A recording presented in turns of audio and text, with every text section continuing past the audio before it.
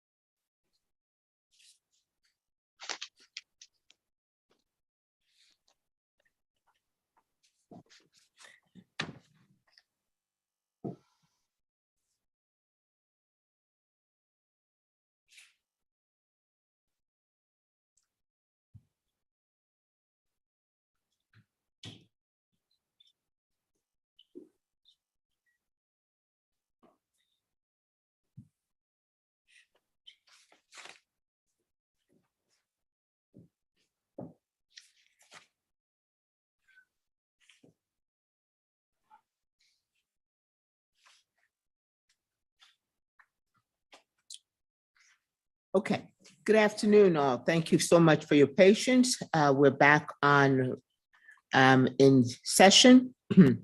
We have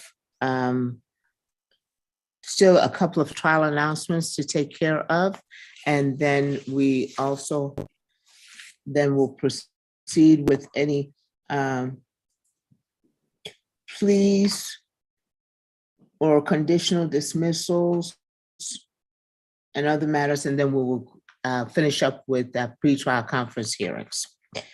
And we're going to follow the docket. So if you would, just so much easier for each type of setting, I will just circle back to the docket and go in that order.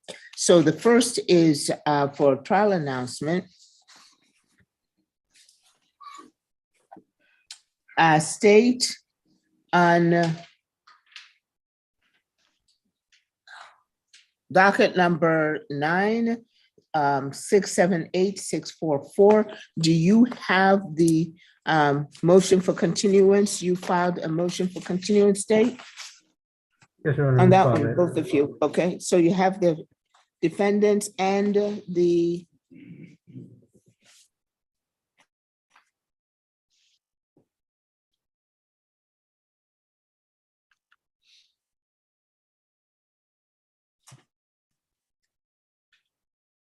you have a copy of the defendants motion? Yes, Your Honor. Okay. And defense, you're ready to proceed? You have the states? Yes, Your Honor, we do. Okay.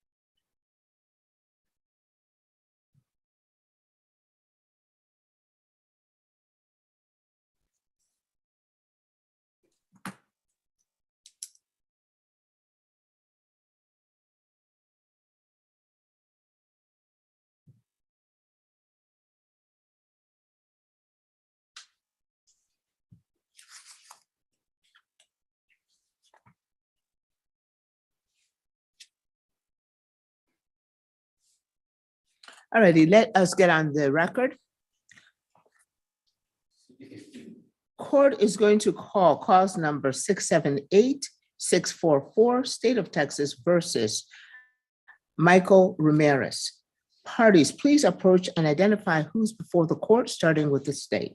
Victor Hernandez for the state. Tom Nisbet on behalf of Mr. Ramirez. Michael Ramirez, please unmute and respond. Here or present? Okay. Present. Thank you, sir. Let the record reflect that the defendant is on this Zoom court session with his attorney. That we're here for a state motion for continuance as well as defendant's motion for continuance. State, proceed. Sir, the state is asking the court to continue this trial setting because the state needs to try and obtain video relating to a San Antonio police officer, Wachlizik. And it looks like we requested that video and are waiting on a determination on what is available there. And so we'll need some time to try and see if we can get that video, Your Honor. So we're asking for another date.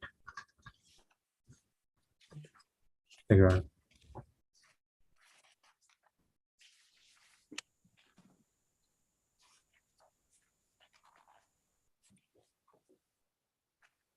I will reserve my questions after I hear from the defense.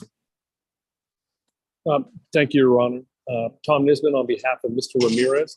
We have no objection to the state's motion. In fact, we are in agreement and have filed a motion stating as such. There is a second deputy that made the scene. His vehicle would be equipped with Coban. His body would be equipped with a body camera. He should have generated a report. We detailed in our motion, per Your Honor's request for detail, that he had firsthand experience, observations on scene with eyewitness, with evidence, with the defendant, all of which are pertinent, relevant, all of which fall under 3914, which is our attached Exhibit A for Your Honor's consideration, as well as our occupations code Exhibit B, which we attach for Your Honor's consideration.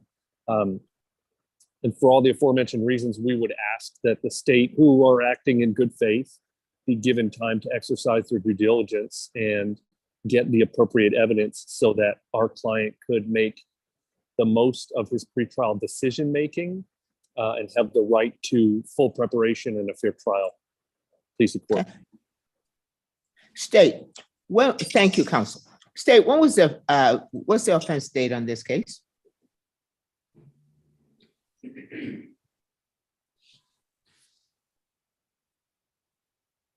Your Honor, it looks like it was February 6th of 2022. State, now we and defense.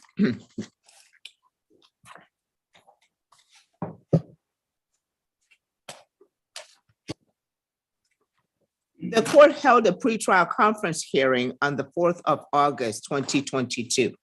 At that pretrial conference hearing, with the pretrial conference hearings under this administration, this held because so as to be able for the attorneys to determine and advise the court how this matter is going to be disposed of. And that is usually after giving you sufficient time in order to be able to fret all of that out as far as discovery. And at the time, the state does, the court does make an inquiry with the disposition of the case. And in this defense stated they wanted trial to be set the 5th of December, 2022, with trial announcement today, December 2022. The state had no objections. The court further made inquiries regarding witness lists, and this defense said they will rely on the state's file and police reports.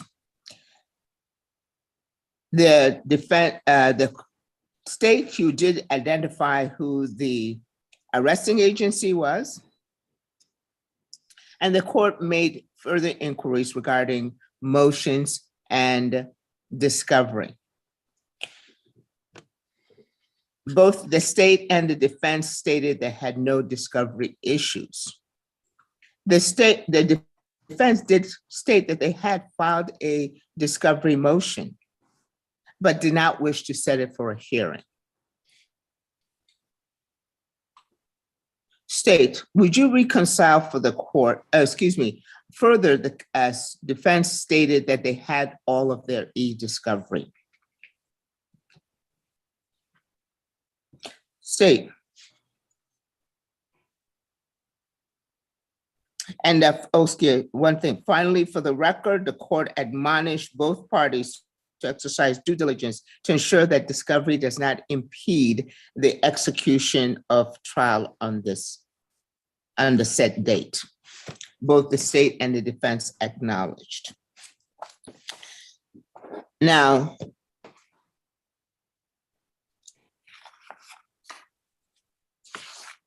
subsequent to that, state, you filed a motion, and that is the state's list of witnesses, correct? Yes, Your Honor. Then please reconcile for the court.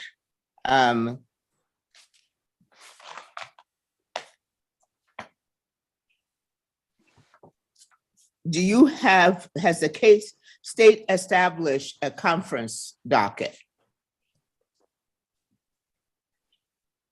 Your Honor, I'm not sure what you mean exactly. I'm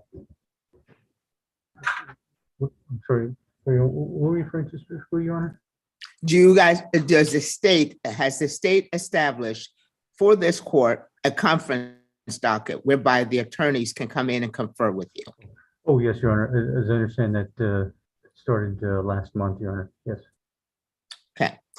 And in preparing for this trial announcement, did the state invite or the defense to further confer on this matter during any of the conference dockets? Judge, if I may, we received an email from ADA Hahn with 2 offers in preparation for this setting. I would have to back out of Zoom on my phone here, so my camera might cut off for me to give you the date of that. But we did receive an email with offers very recently from the state.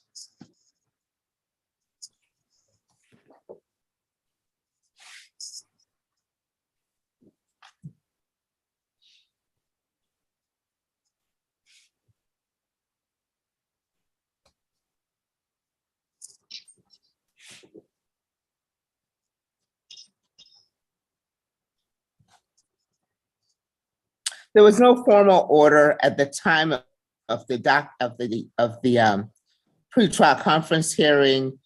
Something regarding as far as July 22, the state was going to provide an offer, and the counter offer that you made is still pending. The question is, did the state invite the defense to confer on this matter? And I'm asking the state. Okay. I'm sorry, Your Honor. I'm not sure there was a specific invitation to the defense counsel for a conference regarding that case. So as far as I can say, it looks like the state has not invited defense counsel to confer on that after the court hearings. Okay. So regarding this defense, regarding the witnesses or the discovery information that you have detailed in your motion for continuance, when was that discovered that you did not have those items? Since on the 4th of August, you told this court that you did not have any discovery concerns or issues. And you had all of your e-discovery at that time. When is it that you discovered that you are missing Yes, Your Honor, this material witnesses. I'm asking the defense. Sorry. In preparation for this trial setting, Judge, and combing through the discovery that we had been given by the state to date, we noticed that we were missing items in it. And we're bringing that to the court's attention. When did you discover that? Can I close my screen out and look at my calendar? I'm guessing you want the, okay. Yes, sir.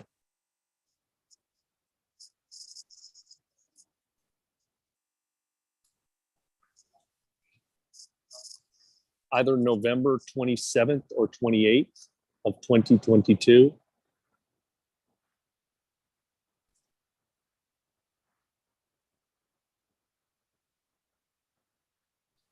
And please, when did you reach out to the state to ask them whether they had the offer? Excuse me, the missing items. Well, the first thing we did was we signed into Veripic, where everything the state has exists in a digital capacity, to verify that the items were not there. Then once we did, I guess today was when I told the state face-to-face when I was conferring with an ADA. Okay, so when you're supposed to be announcing for trial is when you told the state that you were missing these items. Correct. Yes, Judge.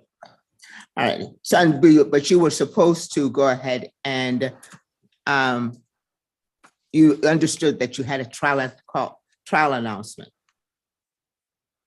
Yes. Okay, and then since the 4th of August, why wasn't the 4th of August, 2022, why did not you did not set up a discovery hearing on this matter?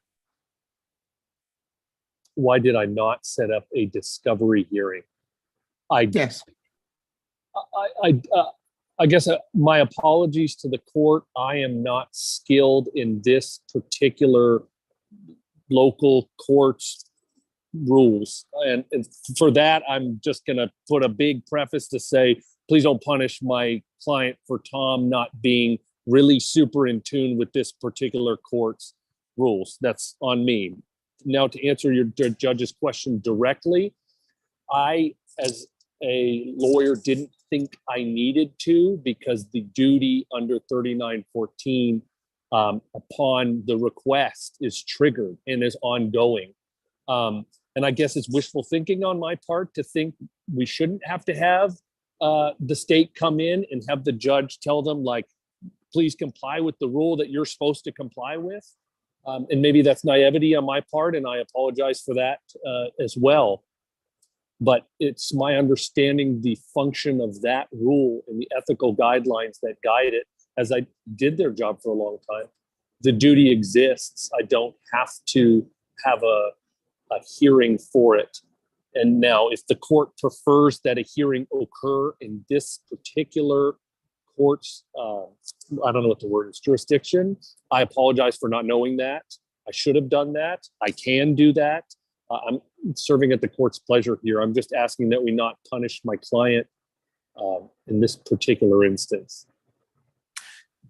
Counsel, are you saying that the requirements of 3914 then negates discovery hearings, or you're not familiar with discovery hearings? No, I'm saying it exists no matter what. That's what I'm saying. Correct. But does it negate, and is it in lieu of discovery hearings? I don't think so, because a discovery hearing could be for experts, it could be for underlying data, it could be for all sorts of other things. I'm just saying in our particular instance, state created law enforcement data in the possession of the state falls squarely under 3914. In the exhibits that I tendered to Your Honor, which I know Your Honor knows it, but it's my understanding that the duty is triggered.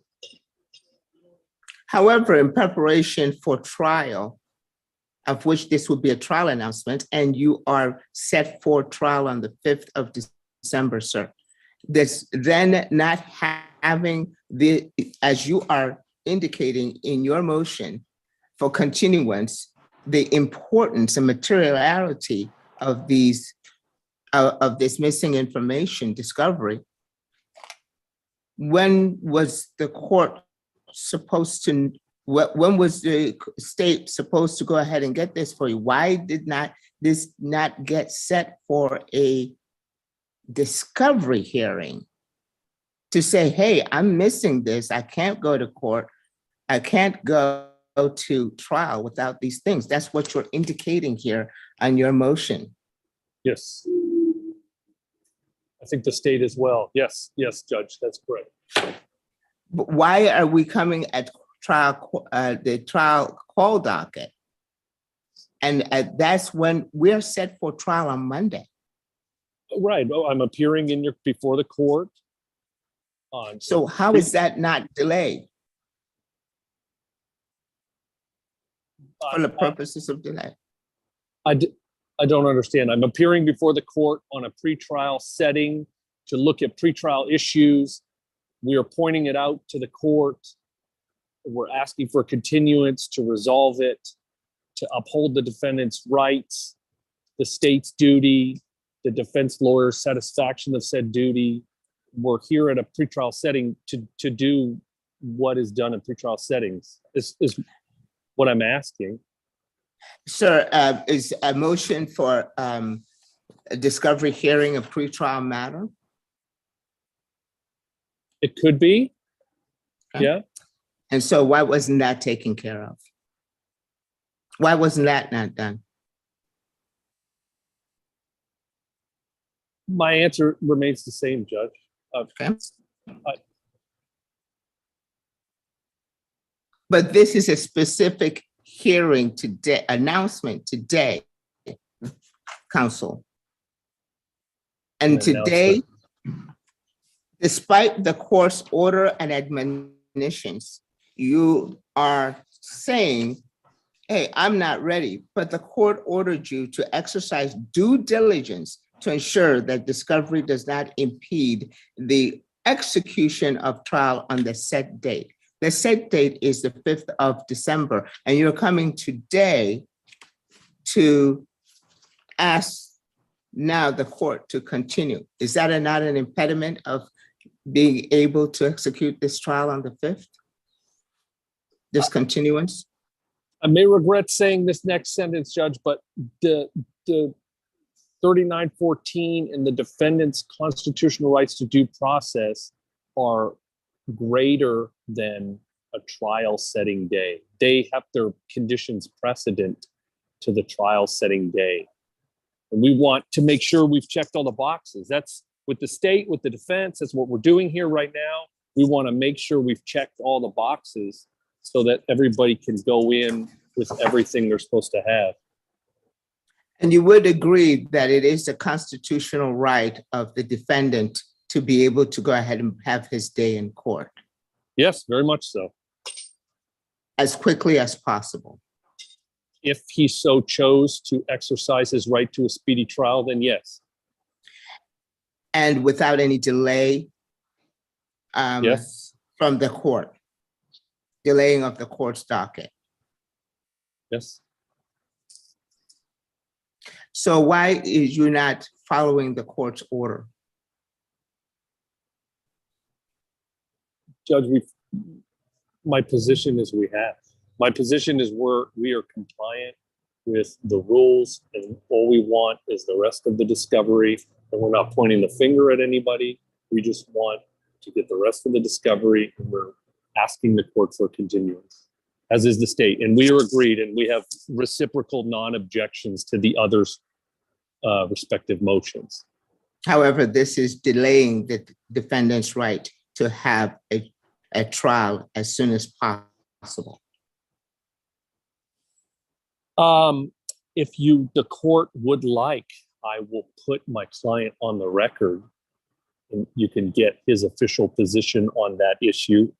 But Michael, nod your head up and down for yes or side to side for no if you feel this is prejudicially delaying your right to a speedy trial. And he is not under oath at this time. I mean, making an inquiry of the of the, I've not sworn him in. State. When did you request the discovery? When did you discover that this was an issue? It looks like we discovered today when the defense brought it to our attention, and so we made that request for the video today, Your Honor. So the day that you are supposed to announce for trial, whether you're ready for trial, that's the date that you all decide to look at your discovery, even though you had a hearing and there was a particularized question concerning the discovery to ensure that you had your discovery. And both of you stated, both parties stated, no, we have no discovery concerns or issues, and we have received our e-discovery. So please reconcile for me what has happened between you guys were on as officers of the court. What happened? You represented something to the court admonished and ordered that discovery will not impede the execution of this trial. And yes, sir. Apparently, this looks like in my review of the case and preparation of the witness list, I did not see that that officer in that video specifically missing from the file. That was my mistake there, Your Honor. Is this case subject to the law enforcement disclosure? Sure, I think so, because of the date, yes, Your Honor. It is subject to law enforcement disclosure? Yes, Your Honor. And has that been complied with? Your Honor, in the circumstance, it looks like the state has not complied in this situation. And law enforcement has not complied with this. Is that what you're stating? Your Honor, I'm not sure in this situation. I think one of the things that complicates the matter is it looks like, from what I understand, this other law enforcement officer is with the San Antonio Police Department, actually, if I read this correctly, and looks like came in to assist afterward, and so without any knowledge of the complex process of how law enforcement provides this information, looks like that might have been an issue there in providing that information, since this case is through the Bexar County Sheriff's Office. Looks like that might have been why this information from the police department and that specific police officer did not come into our office. But other than that, I cannot speculate as to why we did not initially receive that information. What officer is with the San Antonio Police Department, did you say? Yes, sir. As I understand, this is Officer Waklowzik and. Excuse me a second. Sorry about that. Yes, sir. I'm sorry. As I understand, this is a San Antonio police officer, Waklowzik, and as I understand, this law enforcement officer is specifically with the San Antonio Police Department and not with the Bexar County Sheriff's Office. And so this Waklowski, excuse me, Waklowski is not a deputy? As I understand from my reading, and I have to double check, but looking at what I saw in the report, there looks like this was not a deputy. This was actually a police officer who appeared afterwards. And I'm not sure if maybe defense can clarify. I think defense motion might have said that this was a deputy, but from what I understood, this is a San Antonio police officer, actually.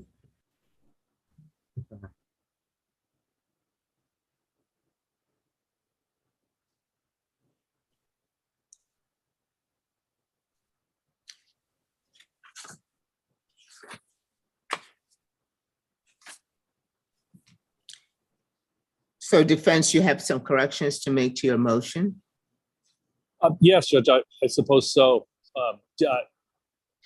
Yeah, so you would have one BCSO deputy, B Bible, and then I guess if Officer McClosic, however you say his name, is not a deputy but an SAPD officer, then that would be a clerical error on my motion. I didn't know that.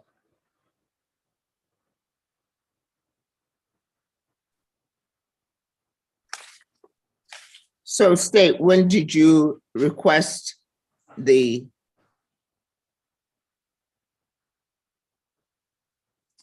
missing information, the missing discovery, the videos?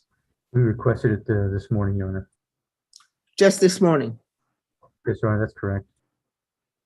And please, I'm still confused. I don't understand why this is not made for the purposes of delay.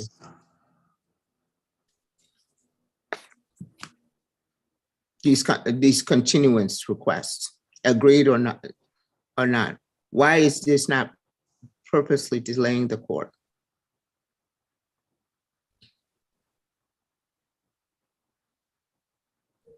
Oh, Your Honor. Yes, Your Honor. I think if anything, it might be a distinction on how the definition of delay plays in this. It is not simply to delay in the sense of allowing the state to strengthen its case or take some kind of a tactical or strategic advantage or anything like that. It was solely for the purpose of complying with the rules of criminal procedure in order to provide this information for the defendant, and that is all. So that's why the state argues it is not for some other kind of delay, except only to acquire this evidence. And So are provide you, to the defendant. Your Honor. are you saying that, I'm sorry, are you saying that you haven't had enough time to be able to look at this and have determined the missing discovery? Your Honor, I'm not ready to say that, especially since it looks like there were hearings earlier this year. So in that sense, the court did afford the state enough time between now and then, at least in number of days and weeks, I'd say, and months, to actually look into that. So the state cannot make that claim, Your Honor. Defense, please explain to me why this is not a purposeful delay of the court. Thank you. Please, the court, Your Honor. It's my understanding that an undue delay would simply be for just that. We were just stalling for the sake of an unethical purpose, I guess. And that's not what the defense is asking for. And it is my understanding that is not what the state is asking for either. We're asking for a continuance for an ethical reason, to be in compliance with 3914 and the due process for Mr. Ramirez, and give a fundamentally fair trial once all the parties have all the evidence to get ready. We were asking for a valid reason. We want to be in compliance with the aforementioned items.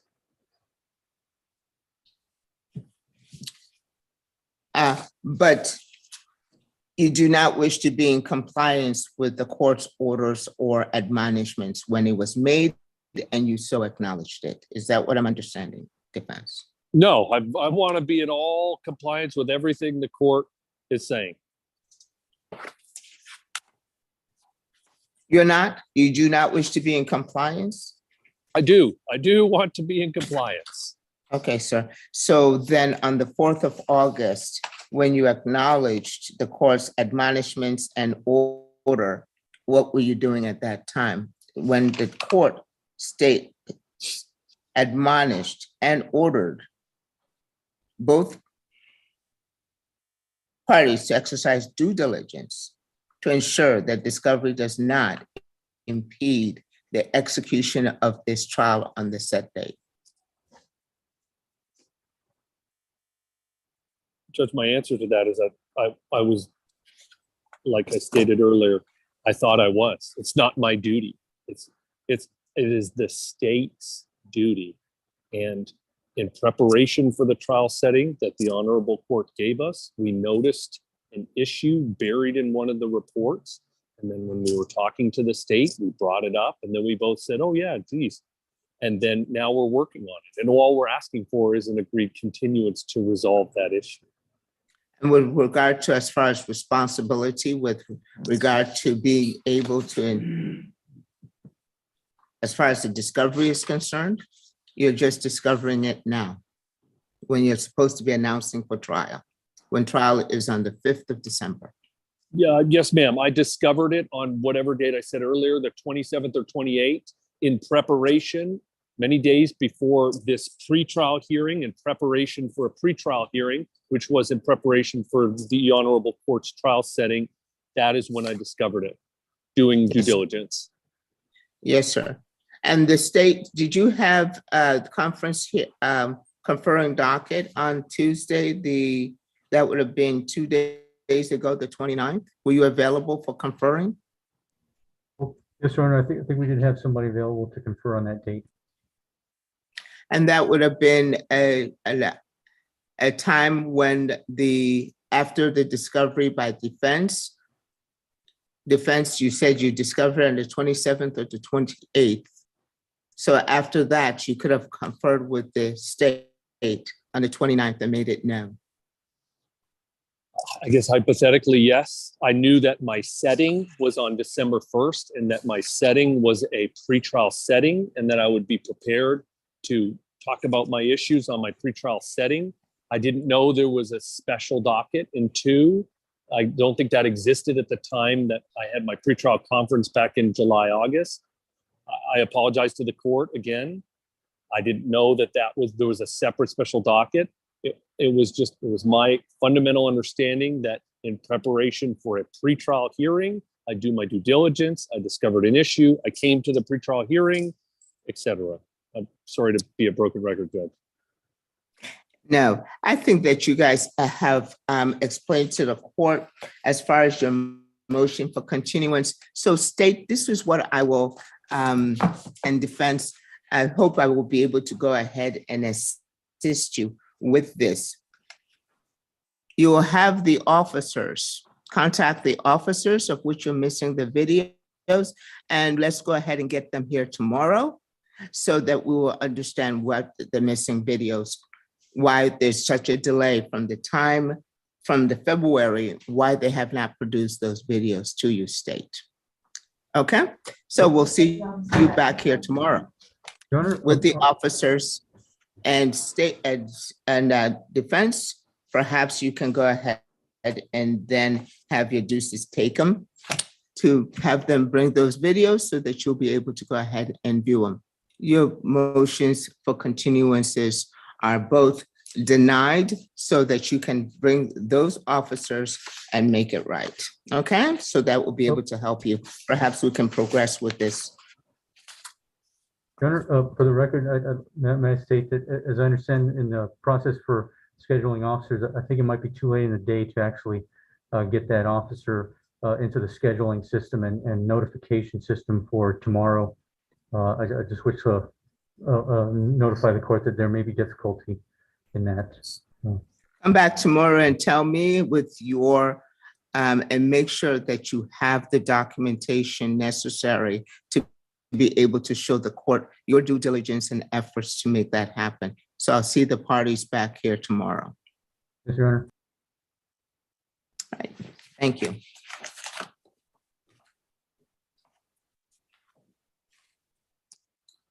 Judge Attorney Nesbitt, before I leave, Yes, sir.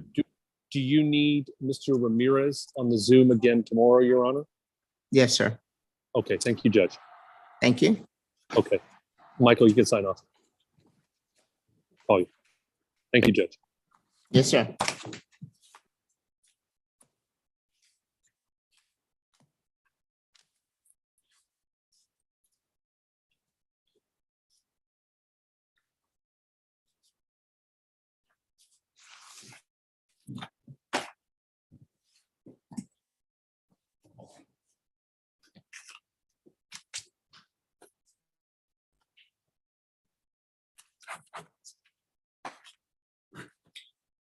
We're off record on that matter, and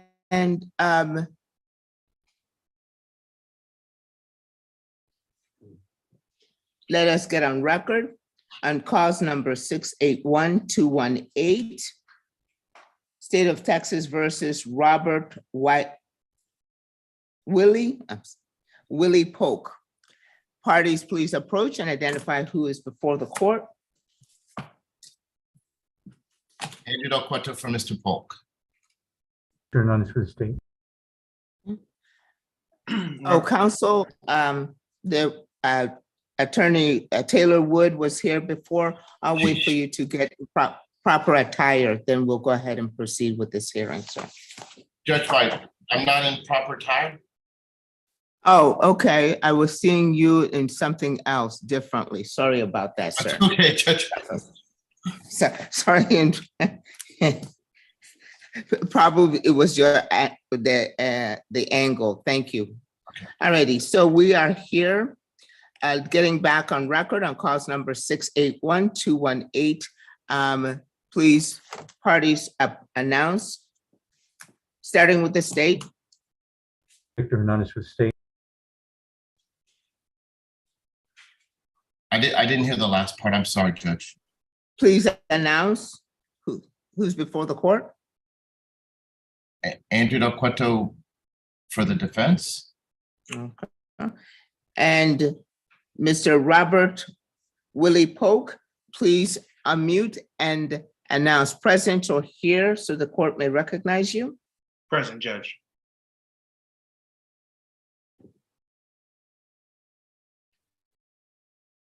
Let the record reflect that the defendant is in this court session being conducted via Zoom with his attorney. Earlier this morning, we were here for trial announcement called docket. On record, the state announced that they were ready to proceed to trial. Defense announced not ready. The defense then having subsequently, upon the request of the court, the order of the court, filed a motion for continuance. So defense, it is your motion. Please proceed. Judge, a couple of settings ago, we had a discussion about discovery. I believe Assistant District Attorney said that she would reach out to the chemist in this particular case. She did reach out to the chemist, and there was some new information that we received yesterday from Assistant District Attorney Lee regarding the chemist. And now we just need a little bit more time to prepare, Judge.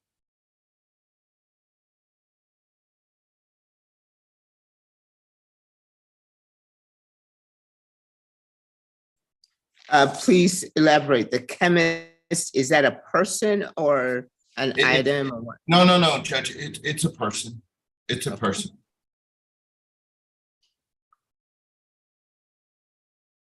There's two chemists in this particular case. There's one for alcohol testing, one for drug testing. I'm not sure of the names off the top of my head, but I believe it was the one for the drug testing.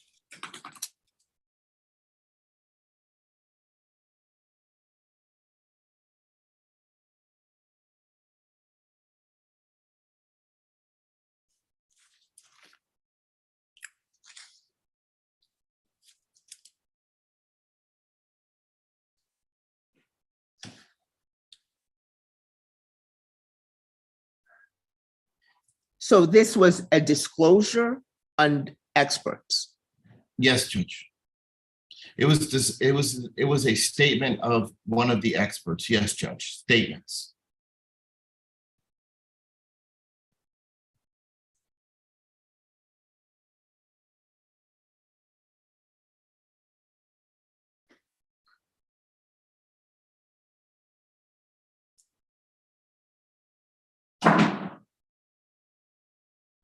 I'm sorry again. When did you reach out to the state regarding this discovery? It was given to us yesterday, Judge, but we had conversations in the past in open court because you had required us to negotiate regarding discovery and things of that matter. And I believe it wasn't the last setting, but the setting before that, Ms. Ling said that she would reach out to the chemist in this particular case. And then we received information from Ms. Ling on disclosures given to us of the chemist.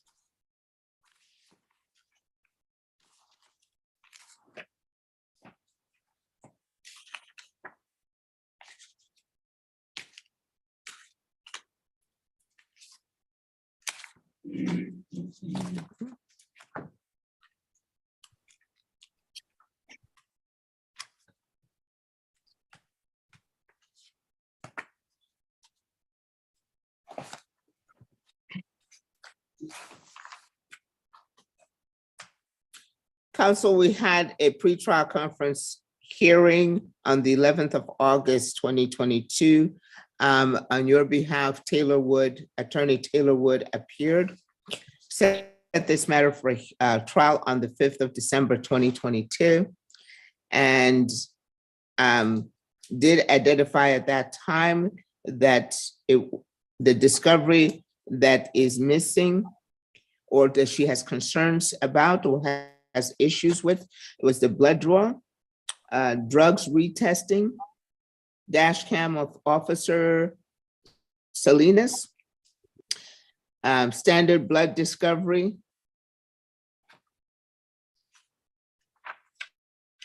It was packaged together. It needed to be separated out so that it would be signed. I believe that that was then e-filed on the 12th of August, 2022. This Yes. matter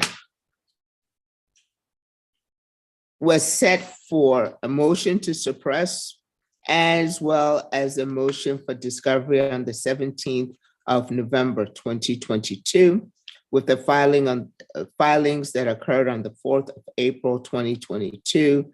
And so at that time, you set these for a discovery hearing. Counsel, did you appear or your associate appear for that discovery hearing? I believe Ms. Woods appeared, Your Honor. On the 4th? Oh, we didn't. The We didn't 17th have, of November? on the 17th of no, I have August the 12th, April the 7th as dates that we were appearing in your court, Judge. I don't have that last date. The 17th of November, 2022? I don't have that date at all, Judge. Let me look on my, if you'll give me a moment. Okay.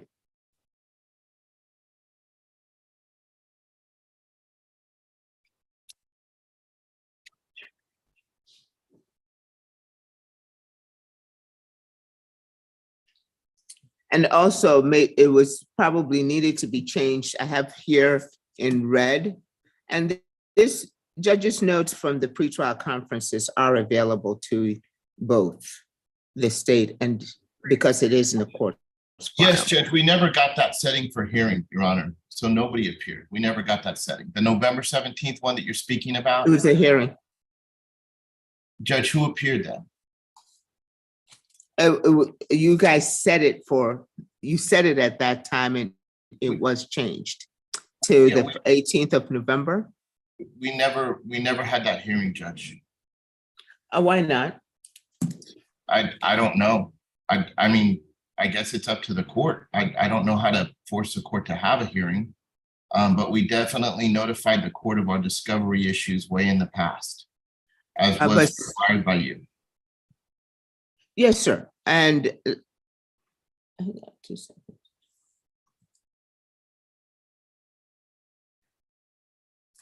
Judge, we've never missed a date in your court ever since your inception as a judge. We have never not shown up to your court ever, or any other court for that matter.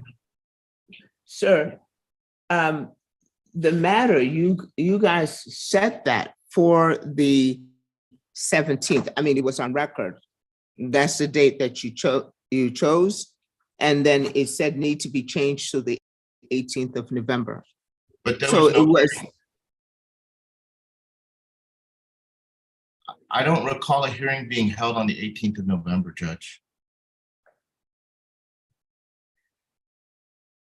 And I'm not showing it on my calendar either. Well, I'm a little bit confused.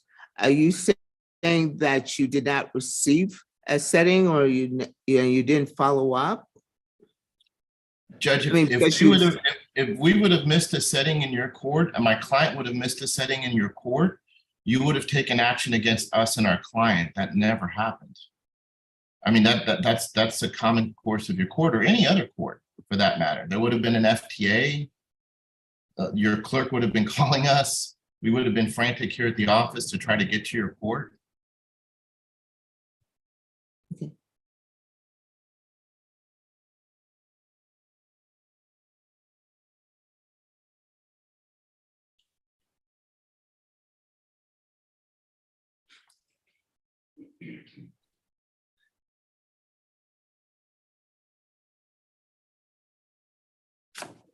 And on a motion to suppress, Judge, the officers would have certainly been in your court. And the discovery, the judge's notes are available to both the state and the defense. And this was on record that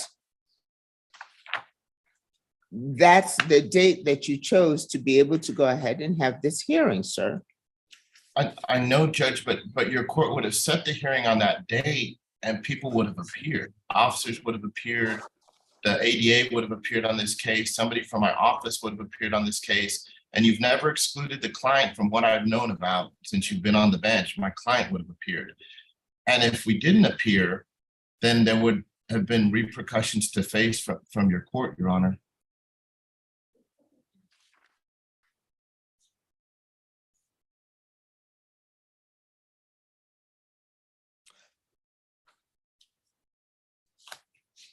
So then you did not seek or receive a case setting form for the 18th of November? We did not, Judge, and Judge, and please correct me. I don't want to misstate anything to the court. With all full candor, if you have sent me a case setting form, if I could see it, please. I'm not trying to misrepresent in any way Your Honor's court, to Your Honor's court. Hmm.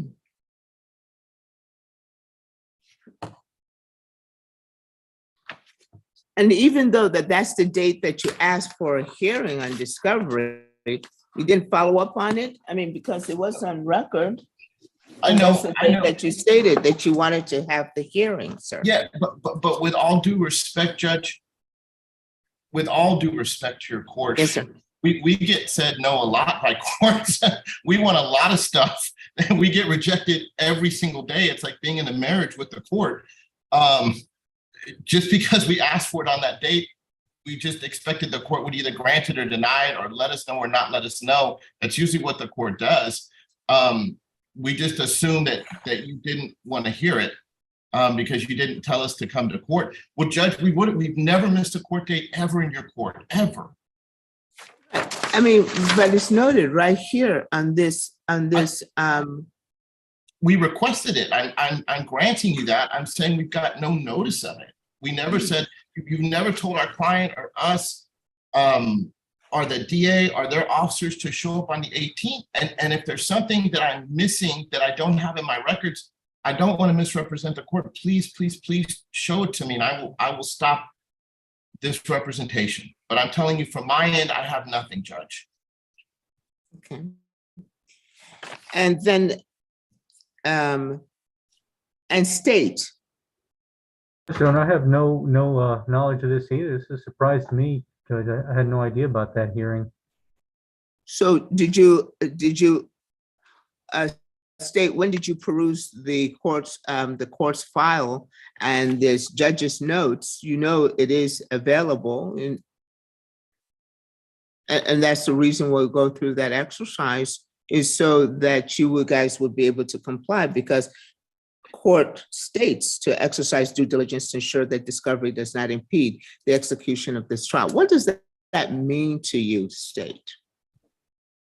Well, Your Honor, I thought it just meant checking to make sure that we had the discovery for defense. I was not aware that it included checking the court's file for a trial announcement, Your Honor. That was my mistake.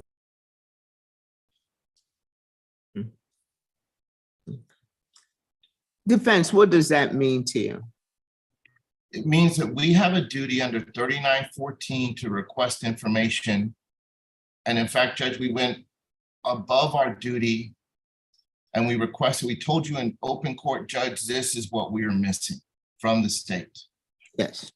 So I believe we did our due diligence in informing the court, the tribunal, of what we thought we were missing. Right. And state, you acknowledge that, correct? Oh, yes, Your Honor, I acknowledge that there's no setting for that day from what I see. I see nothing at all setting that hearing. I'm not sure why that hearing did not occur, but I see nothing in my notes setting that hearing for the 18th. I agree. ADA Lynn Han Martinez was the state's representative on this for the pretrial conference hearing.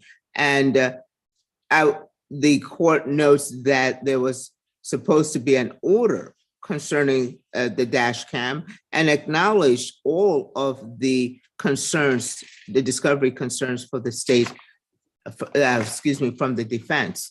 And so why wasn't that ordered at that time?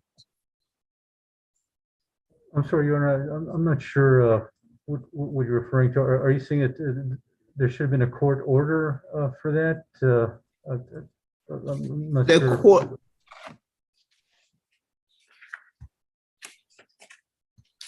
As far as if you're asking why there was no order, I don't know, Your Honor.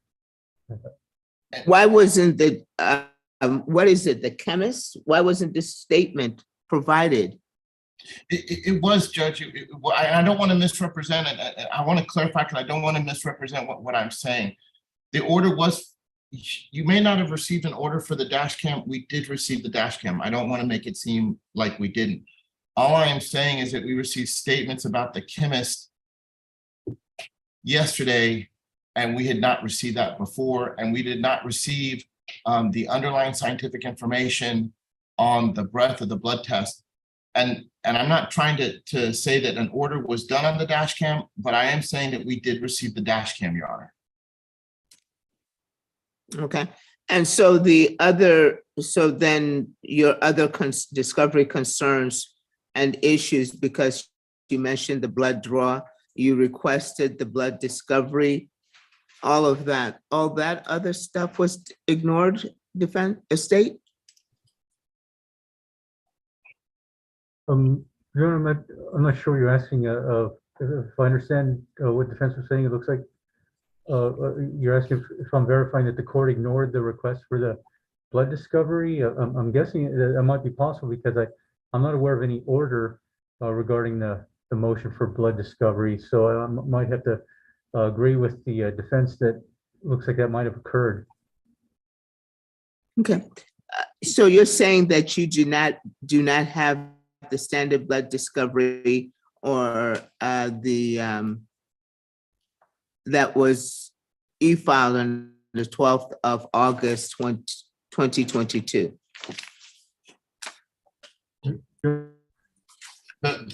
The request was filed, Judge, on August of 2022. But Right. we did not receive discovery based on that request. You're correct, Your Honor.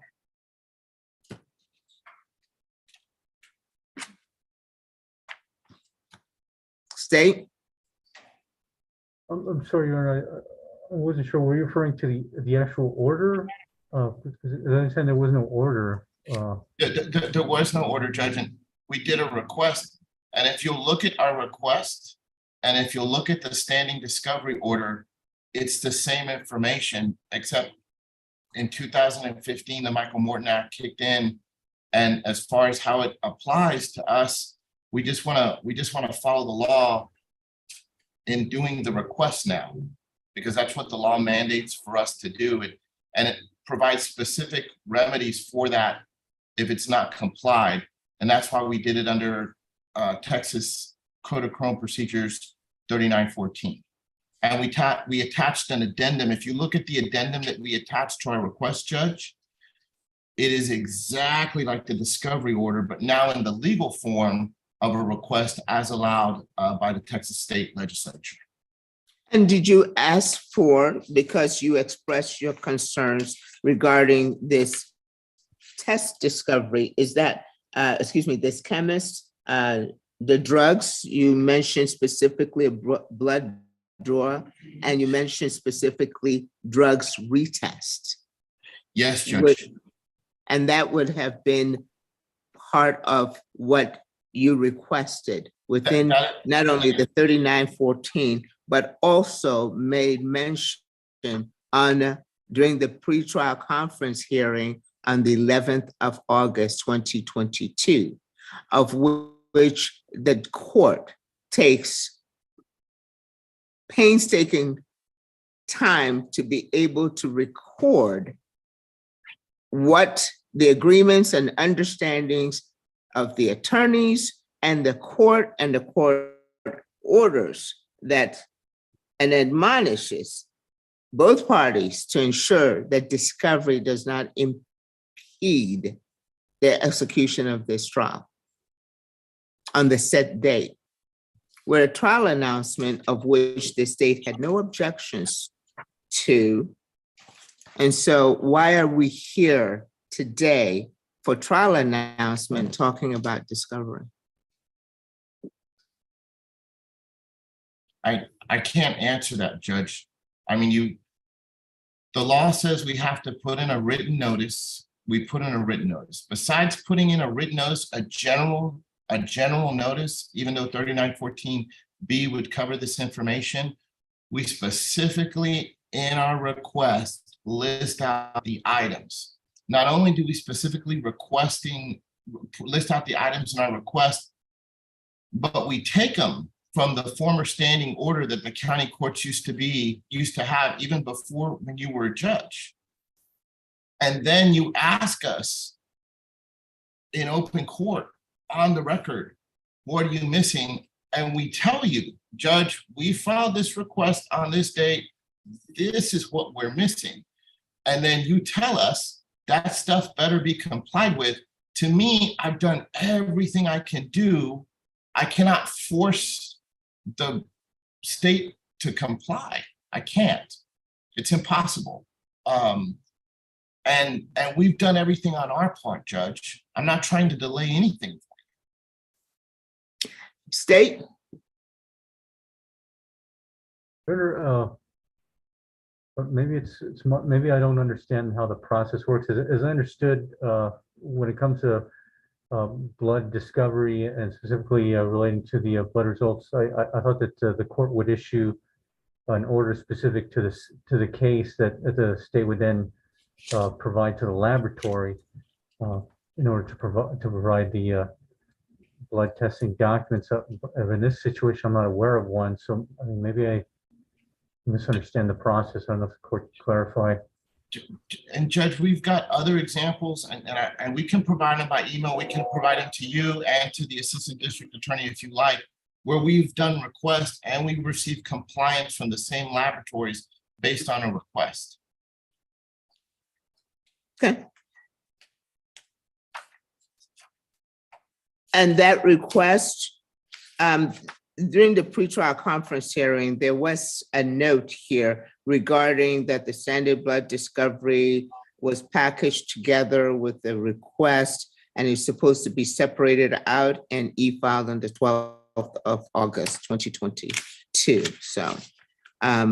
So state, you saying that you did not receive a specific standard blood discovery request? Well, Your Honor, I'm saying, as far as I can see in my system, I did not receive a specific order from the court. And I think I've gotten them before for other cases. In fact, I think the court actually suppressed evidence in a recent case where the state did fail to comply with that specific order in that case. But as far as this case, I'm not aware of a specific order for the blood discovery in this case. unlike the prior cases, Your Honor. So you're saying that the defense did not file a specific request for the blood discovery?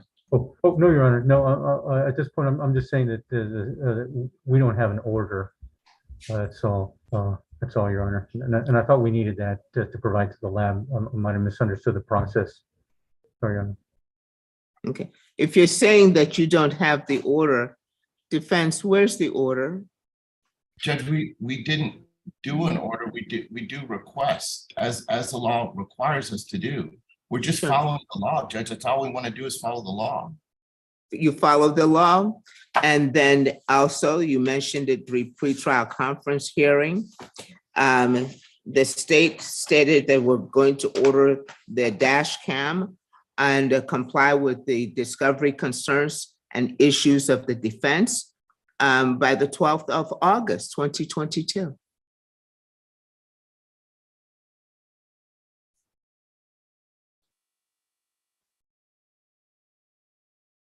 And Judge, I'm sure you're aware that there's been significant cases on 3914, including Watkins, and another case that came out 4 months after Watkins, which is Hallman. And then another case that came out of the same jurisdiction as Watkins, which was Heath, that addresses these issues of discovery, that all these discovery things can be handled through a request, and non-compliance is just set up for sanctions. State? Your Honor, I'm not sure how to respond to them. I'm not sure what kind of response the court was asked for in that regard.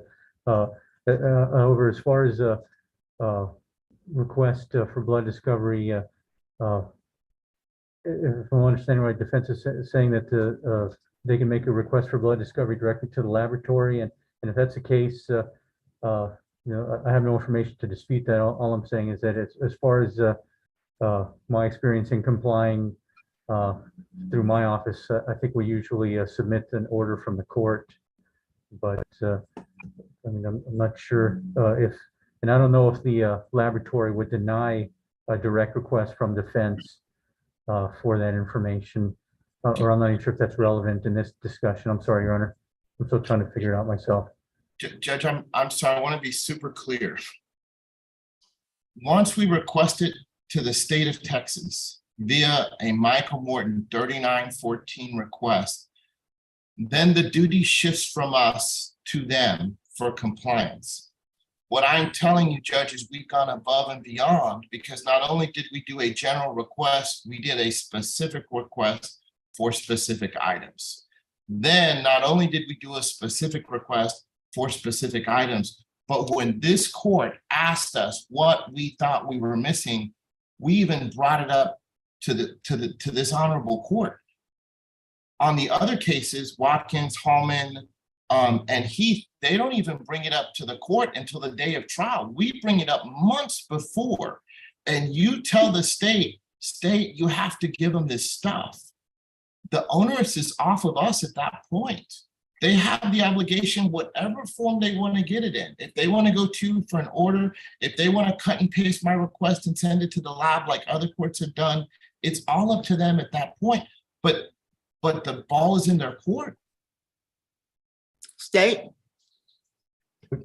Well, Your Honor, at this point, I mean, there might be an issue with a clear understanding. I pretty much might not have a clear understanding of how the process should work, because as I understood from previous involvement with the blood discovery requests, we would need an order from the court. And so, I mean, Judge, would you allow me, would you permit me, with all due respect, would you permit me to share a screen so I can show you another example? Proceed. But why don't you show it to the defense first? I don't know how to do that, Judge, except through chat. Please go right ahead. Okay. Hang on.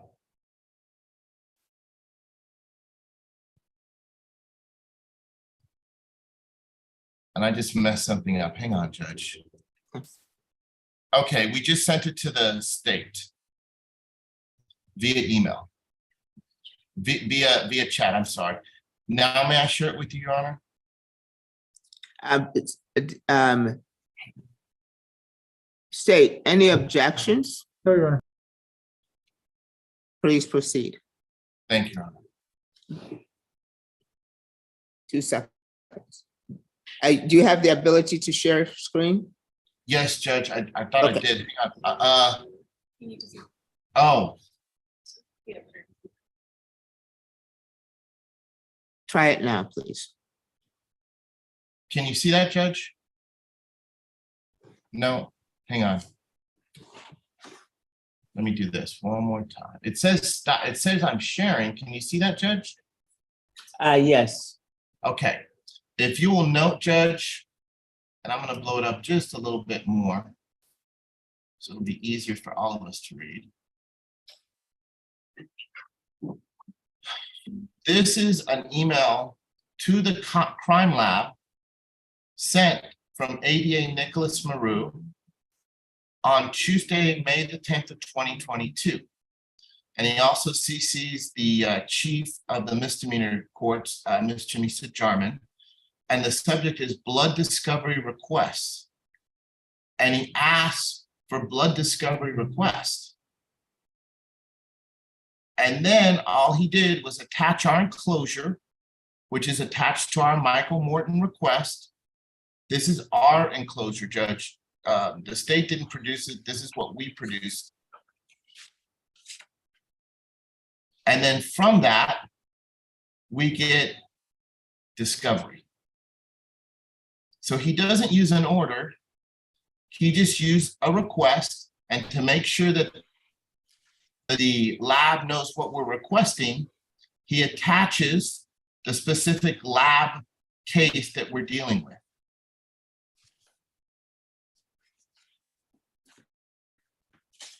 And I can leave it up as long as you want, or I can take it down, Your Honor, if you wish. State your response. Your Honor, I've never seen it that way, but if it works, then looks like that's a process to use. However, I guess in this situation, I'm not aware of receiving a request in that format. But you know, regardless, looks like if you know, if the defense has made a request like that, then it looks like the state may not have complied in that situation. And Judge, and it could just be a total misunderstanding. And some ADAs know and some ADAs don't, but I'm just saying I just need more time. That's all I'm saying, Judge. That's all I'm saying. And sir, your request has been complied with? No, Your Honor. But if they comply with it, once they comply with it, I would like more time so that they can comply with it and I can have the information, Judge.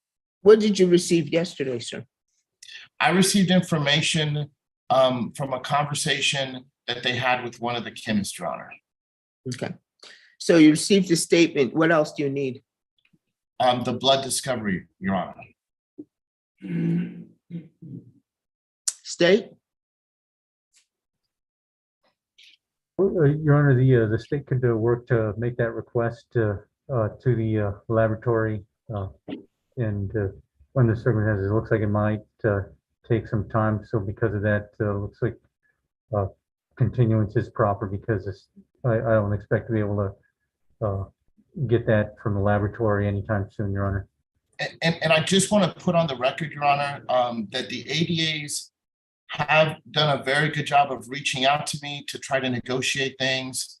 And we are still trying to negotiate out this case. Unfortunately, my client is a federal employee and we're trying to deal with human resources. And it has been an incredible bureaucracy trying to get a hold of somebody on a telephone to figure out the best advice that I can give him for him to be able to salvage his job.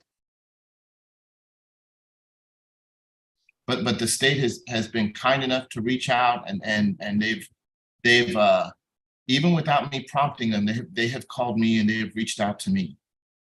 Even after hours, Judge, so they're working all the time in your court.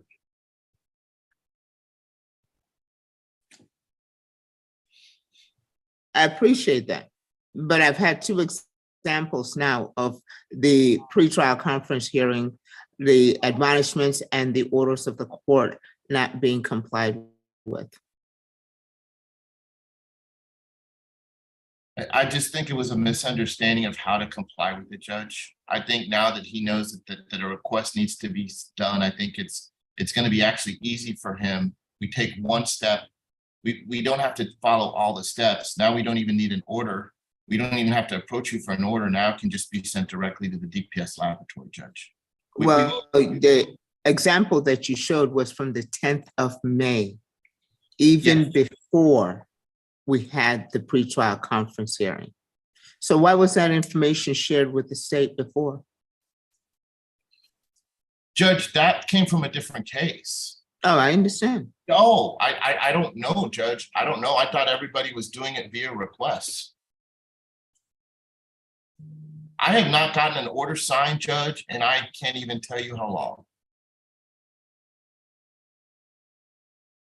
Oh, the breath test, the state provides a quick reference guide for the defense to be able to go ahead and find that information themselves in compliance with the standard joint order for discovery for breath test records. There's an instruction here. I've made a copy of that and have been able to make that available, or at least aware of the, make the defense attorneys aware of that being available, as well as, and I got that from the state. What I'd like to know is, why was this complied with and why is this being delayed? Now, this is being, this trial is being delayed. And as you stated, your concern, Counselor, is your client and his ability to be able to maintain his job. And this is weighing upon him. And the court has provided the venue in order for this to happen, so that he will be relieved of this case or be settled or disposed of one way or the other, and it is not happening.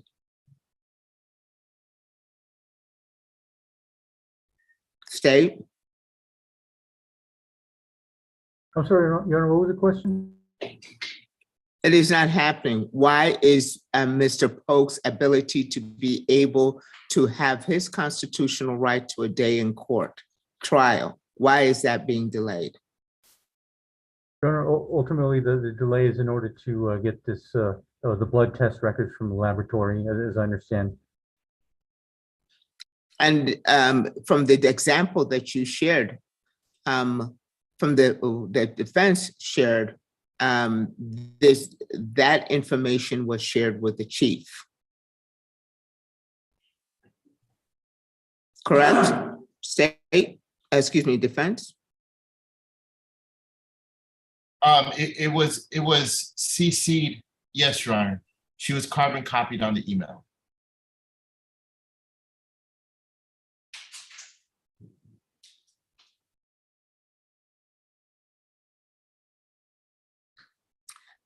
State, ADA Linhan Martinez, I need for you to weigh in because you were the ADA that was at the hearing, representing the state at the hearing. Please Mr. announce for the Chagall, record. Mrs. Ling Han for the state. Why wasn't the request of the defense complied with? Judge, I was not aware of how to have that accomplished. And so this is by no means any intentional act by the state to conceal or to not comply with discovery orders or discovery requests. The state's not trying to, at least this prosecutor is not trying to hide any evidence. It's not trying to delay anything. the state does have a vested interest in trying to make sure it complies with any sort of discovery requests, orders made, anything that might be relevant under Michael Morton, and that the defendant should be afforded a fair trial, which includes timely access to discovery materials. Unfortunately, that is not always reality, and whenever it's not reality, we do need to weigh whether or not the defendant and his counsel think it would be best for him and his outcomes, desires to have a delay in order to receive the information, or the opposite. I think in almost all circumstances, having more information is going to be better than not. But that is not a strategic decision for me to make on behalf of the defendant. I know Mr. Del Cueto to be a very capable, a very wise and intelligent attorney who works avidly, who advocates zealously on behalf of his clients. And so I trust that he has had those conversations with Mr. Polk to determine whether a slight delay in the trial is going to be better or getting this information. And Judge, during this period of time, Mr. Polk and we, along with Mr. Polk, because we were given a very gracious offer the other day, we are fighting very hard to get a hold of HR at the United States Postal Service to try to figure out what direction we should be able to take now. So Ms. Hahn has done an excellent job of reaching out to us, giving us a generous offer. And now this delay will at least afford us an opportunity to put our ducks in a row with his job. So,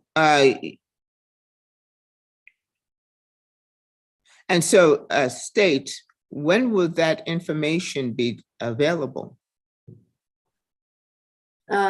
Judge, we can certainly send out the request right now, or however long it takes to fill out the paperwork to draft the email.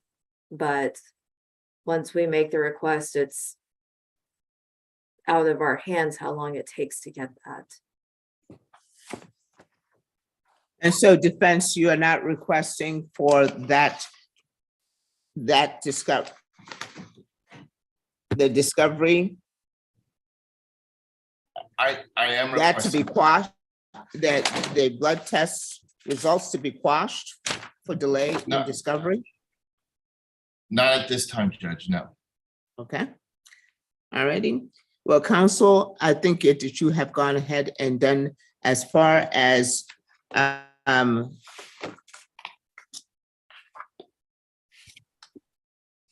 your due diligence. You set this matter. The only thing that I would admonish you about, counsel, is that this matter on record, you requested for it to be heard, but you guys did not follow up and make sure that setting was done. And you did not follow up to say, okay, where's my setting? All righty. To make sure, because you requested it. You said that date. So State, the defense went above and beyond to make sure that this information was made known to you. They requested it in writing. They stated it at the pretrial conference hearing. I am not too sure what else does this defense and the court has to do in order to get you to comply.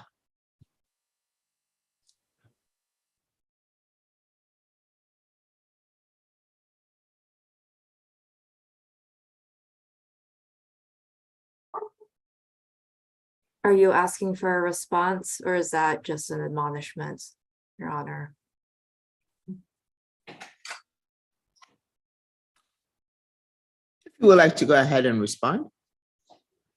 As I have said before, and as I have maintained throughout my, albeit short term as a prosecutor, I in no way have any interest in trying to hide discovery and trying to be anything less than forthcoming and completely candid with my dealings with anyone as an officer of the court. So anything that has not been turned over is not by any means something that has been intentional, but perhaps a slight shortcoming in training or knowing how to do certain things or not knowing that I don't know a thing. If I don't know that I don't know a thing, I don't know to ask for help on that subject. Again, it's not this office's policy. It's certainly not my policy to try to intentionally hide any evidence or to intentionally delay due process by any means. And And would so you, again, we are endeavoring to correct this immediately. and would you agree that in preparation, because you did announce ready to proceed to trial, would you agree that in preparation, since you do have the conferring docket, that especially when we're coming up on a Thursday, when it's a third trial announcement, that there is a documentation that goes out to those defense attorneys that says at least 2 weeks before and say, hey, let us be able to confer and make sure that all the ducks are in a row, instead of coming to trial announcement and saying, oh, I'm not ready because of discovery, because the court does admonish both parties. And Judge, Both have practically speaking, responsibility to there's no comply with way that I could possibly compile a list of all of the defense attorneys who are up for a PTC docket 2 weeks in advance. This is not a Just- PTC, this is a trial For announcement. a trial announcement, for a Thursday docket. There's no way that the state could do that 2 weeks in advance. The state's already making itself available every Tuesday from 2 to 4. I give out my cell phone number to any defense attorney. It's included on all of my emails.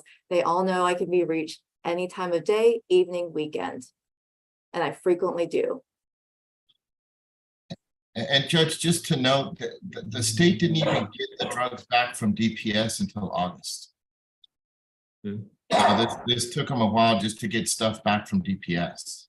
Okay, and again, the pretrial conference hearing is available in the court's file, and it is the responsibility, or is available to you in preparation, so that you would be able to know what you have promised to do, what you wish to do, and you can get a copy of that right after the pretrial conference hearing.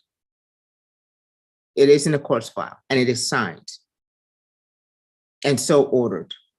And I expect that to be complied with.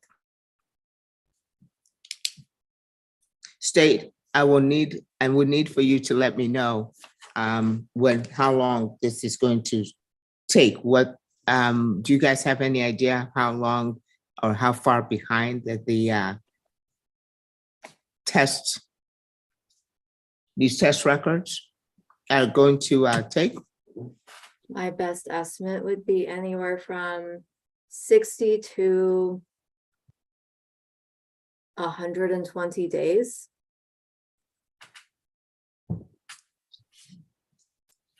Defense, do you agree? Yes, Your Honor.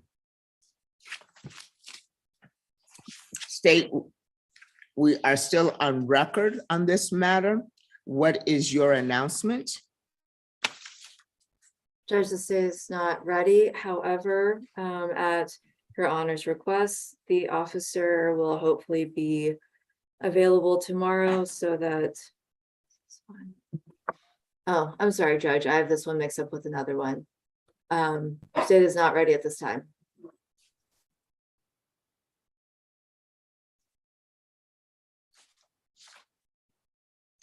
State, I will need a motion for continuance. And please, in that, please make sure to include your remedy for said discussion, concerning this discovery item.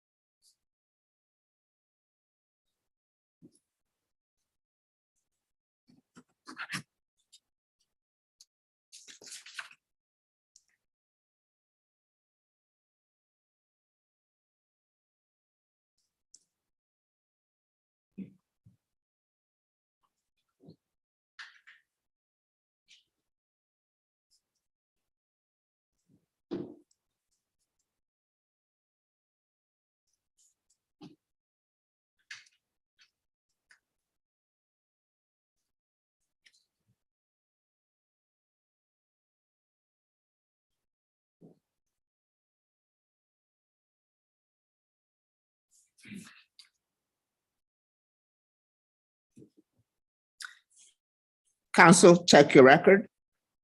Check your calendar, I'm sorry. Yes, Judge. Give me a date. Can we give it to- We're checking right now, Judge. Yes, sir.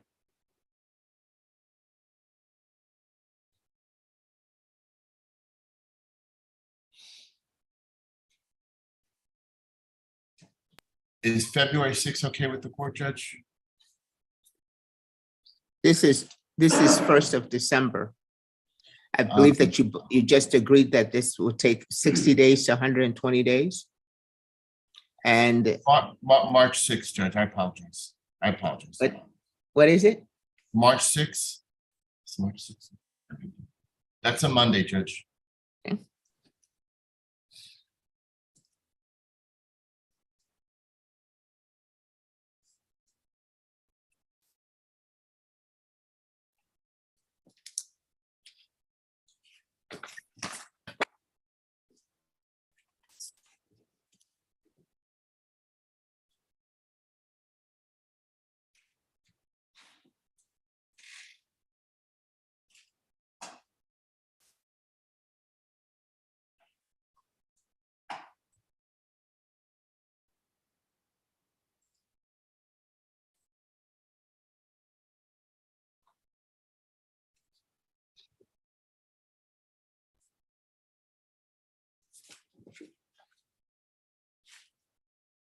Both parties are admonished to make sure that if this is not received in a timely fashion, that you set it for a discovery hearing in a timely fashion, not waiting for a trial announcement to prevent any more delays. I believe that the defendant is rightfully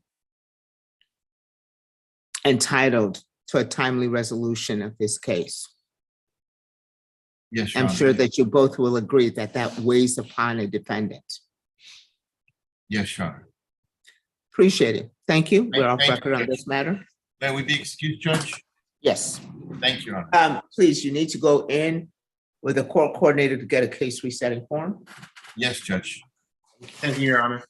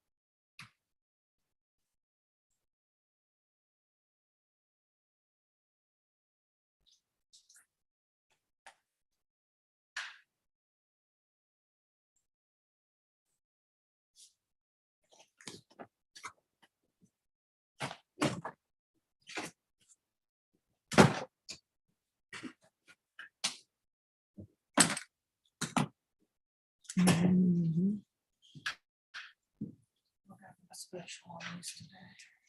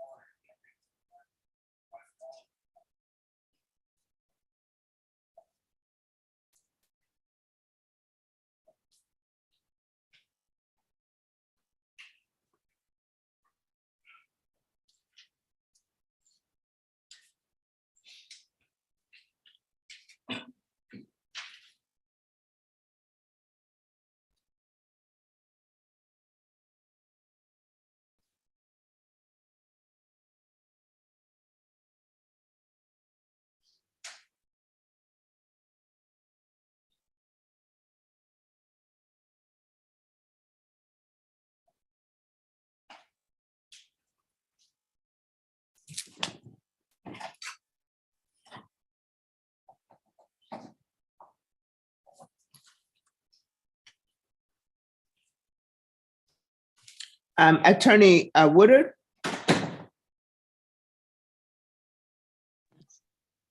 Good afternoon, Judge. good afternoon, sir. We're here as far as the disposition of cause numbers 679-033, 679-034, and 690-693. Are you prepared to proceed? Well, Judge, I spoke with your coordinator this morning and I received a trial date for February 23rd on all three cases.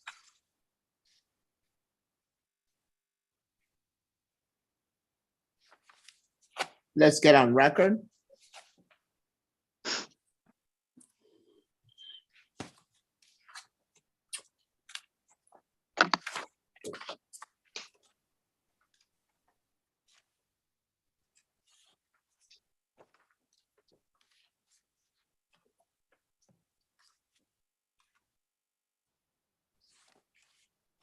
State, are you prepared to go forward on these three cases? Do you have them pulled up?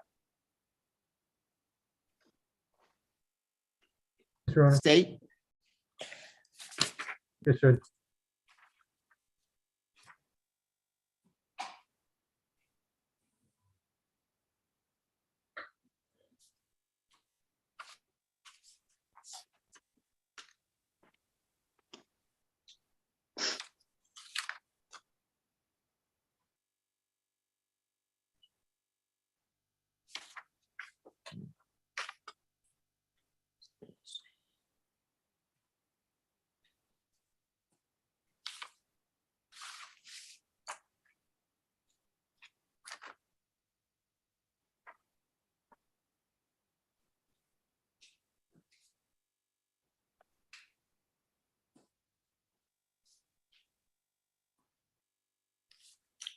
court is going to get on record on cause number 679-033, 679-034, and 690-693. State of Texas versus Aaron Curtis Montgomery.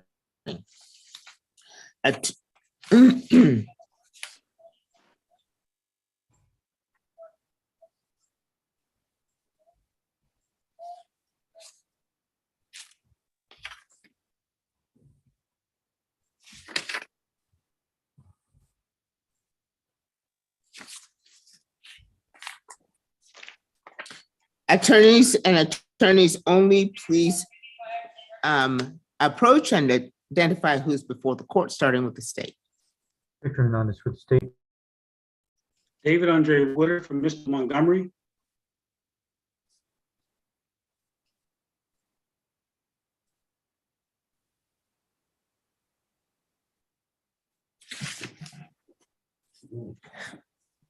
This matter is set for a pretrial conference hearing today, the first day of December 2022.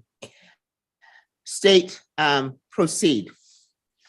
Yes, Your Honor. These three cases involve the San Antonio Police Department. The state has conveyed a plea offer an attempt to resolve all three cases. The state has conveyed that to defense counsel, Your Honor. Defense, do you acknowledge receipt of an offer that was conveyed to you in writing by the state? Yes, Judge. How is these matters going to be disposed of? Requesting a trial setting, Judge. Okay, and for what date? I received February 23rd, 2023. For, That was the jury trial setting that I received from your coordinator this morning.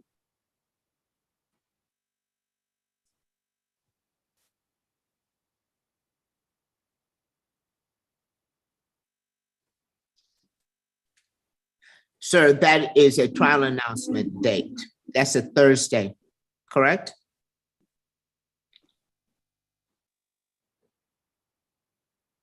The 23rd, you said, right? That's correct, Judge. 23 February, that's a Thursday, sir. That's the date I received, Judge, and then she told me the case would come back on February 27th. And the 27th will be the trial date, sir? That's correct, Judge. Okay, thank you. State, State does not object, Your Honor.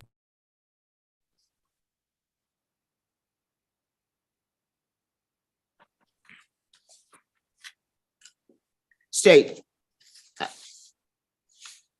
sorry, Your Honor, was I on mute? I meant to say the state does not object.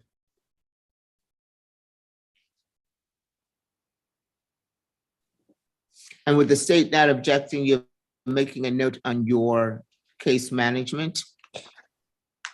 Now, this matter is set for these two, we have three cases. Two of them occurred on the same date.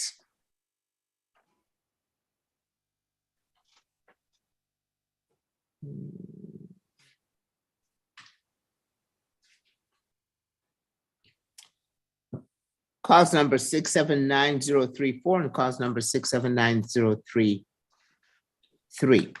State, do you intend to consolidate these cases? Yes, Your Honor.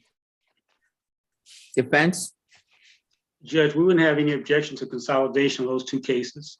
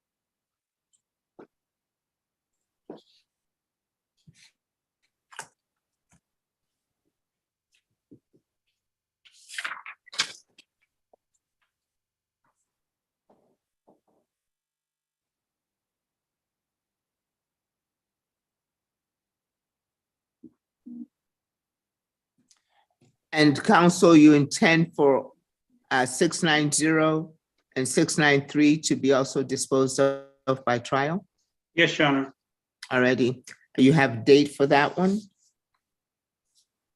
No, I don't, Judge. I assume it was the same date, and the state will then tell me which case they're going to proceed forward with. Sir, it's usually the oldest cases first. Okay, I don't have a date for that case, Judge. Alrighty, we'll suspend this so that you can go ahead and get a date for that one. Am I able to pick the same date, February 27th?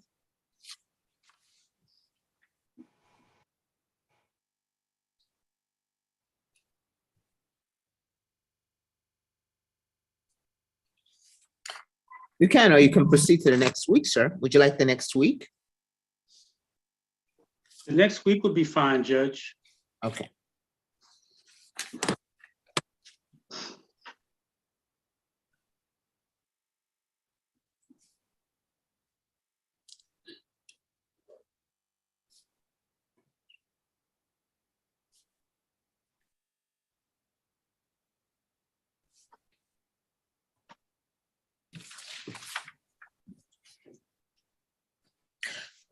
Counsel, would your client need an interpreter? No, Judge. He's an English speaker. Thank you, sir. With regarding witnesses, will this defense rely on the state's file and police reports, file a motion, or have the witnesses read on record at this time? No, Judge, I'll file a motion for witness list. When was that be? I said I will file that before the date, 30 days before Sure. prior to trial. Okay. Sir, what date will you file that? I will file it no later than January 13th, 2023. Okay, and state, when will you respond? The state expects to respond by February 13th, that's a month later.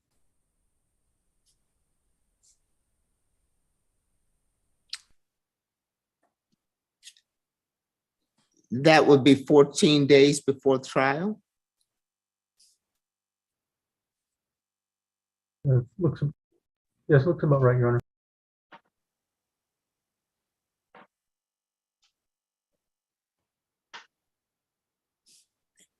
All righty, so defense, what was that date? The 23rd of January, you said? No, Judge, January 13th, no later than January 13th. Okay, But of course, if I can file them earlier, I will. And I should be able to file them earlier. That's just a date that I have. all righty, and state you plan to respond by the 13th of February. Yes, Your Honor. Okay, and defense, you find that to be timely and sufficient? It is, Judge. Okay.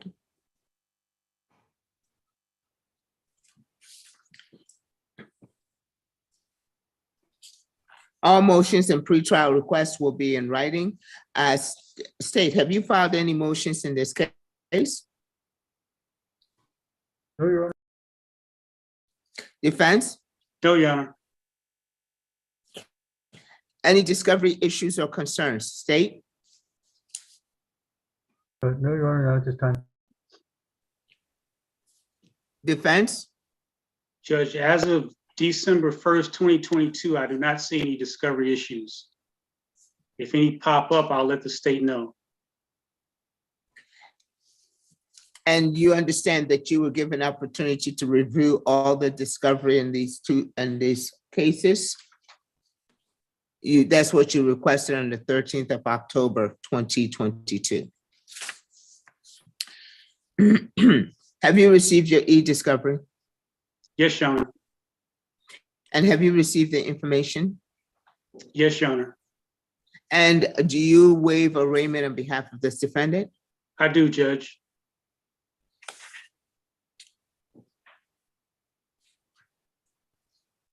The court admonishes the parties and orders that the parties will exercise due diligence to ensure that discovery does not impede the execution of trial on the set date of 27 February 2023.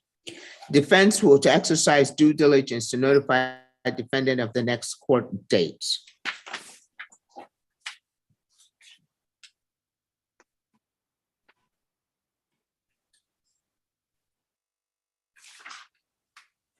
Counsel, your client is present. He is, Judge. Court acknowledges that the defendant is present on behest of his attorney.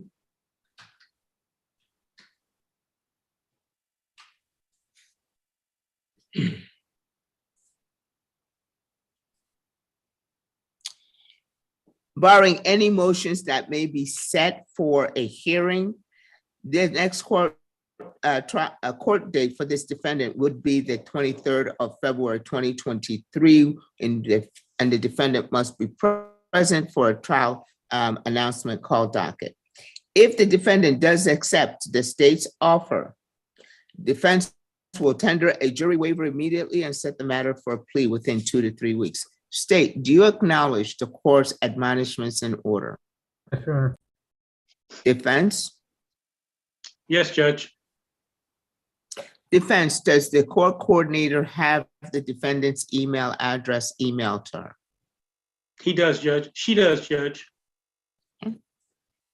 I'll make I'll make note that that was done today.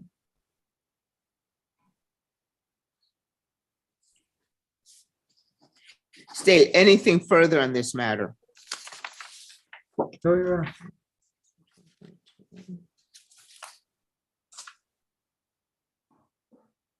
Defense?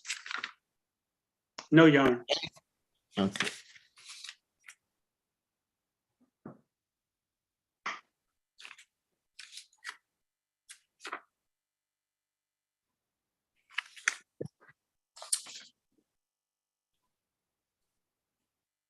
The court, with regard to cause number 679-033 and 679-034, 690-693, State of Texas versus Aaron Curtis Montgomery.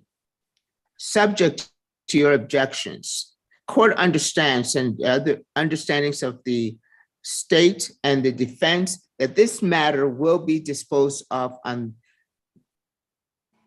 by trial on Monday, the 27th of February, 2023, with a trial announcement called docket on the 23rd of February, 2023. The state has no objections to those dates. No interpreter is needed for this defendant. This defense will file motion for witness lists on the 13th of January, by the 13th of January, 2022, and the state will respond by the 13th of February, 2022. Of which the defense finds to be timely and sufficient. This is a San Antonio Police Department arrest. All motions and pretrial requests will be in writing. Neither the defense nor the state had filed any motions in this case.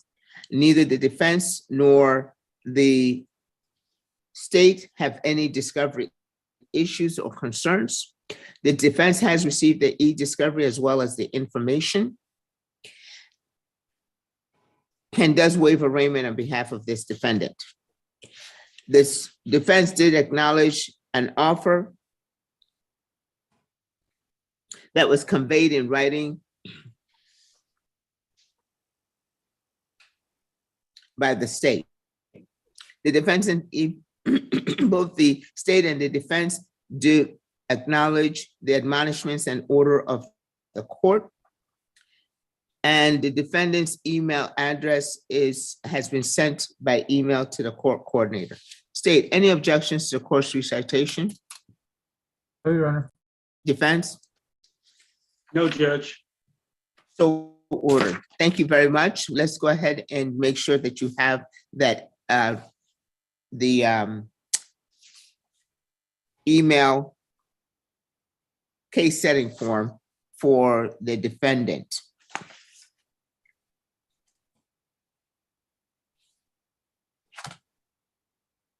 Okay, and you are excused. Thank you very much. Thanks, Judge.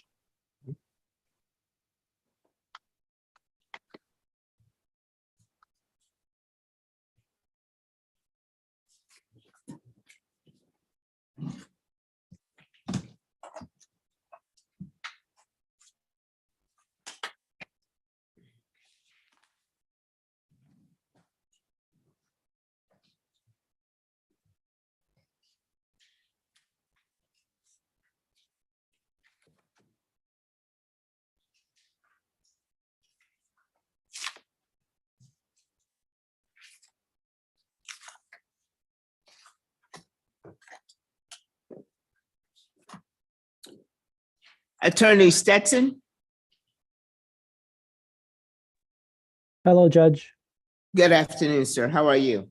Doing well. Good afternoon.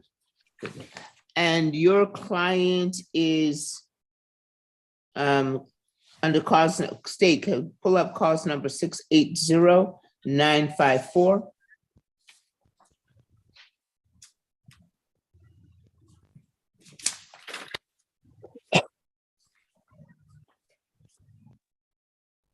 Yes, I have Your Honor.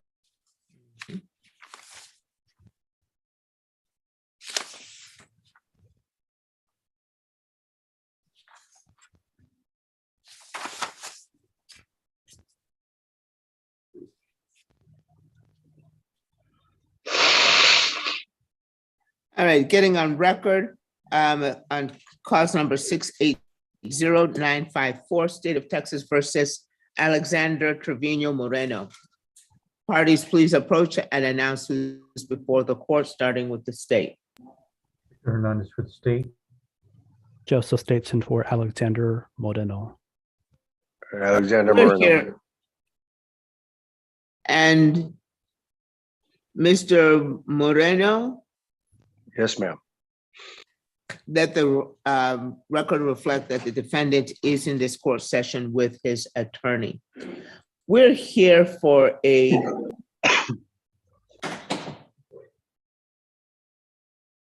I believe, defense, state, you had offered the defendant a conditional dismissal. Yes, Your Honor. Has that been complied with, defense? Mostly, he is still missing part of it, although the vast majority was done. And I was going to ask to see if perhaps we could have a 2-week recall. He was supposed to take an anger management class, which he did, and he was supposed to do 24 hours community service. And he has completed 17 hours. Both documents have been e-filed with the court. I provided the copies to the prosecutor. He's just missing a few hours of community service. He has been ill, and as you can tell, he was sniffling and blowing his nose. He currently has the flu. He has not been able to volunteer to get more hours. There are other in methods to be able to go ahead and, how much is he missing? How many hours? I believe it's 7 hours. How many, 7? I believe so.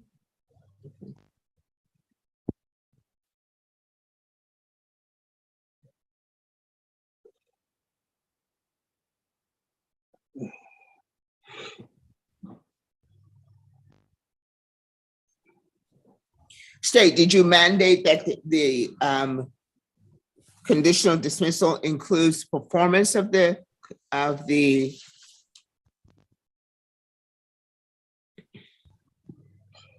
performance of the community service hours?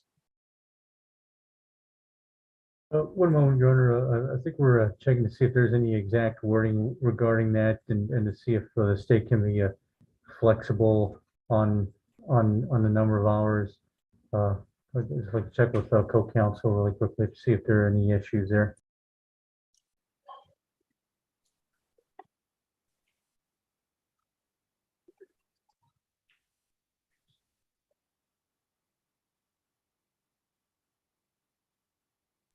So, no, Your Honor, check with co-counsel. There's no specific mandate for those 24 hours, Your Honor.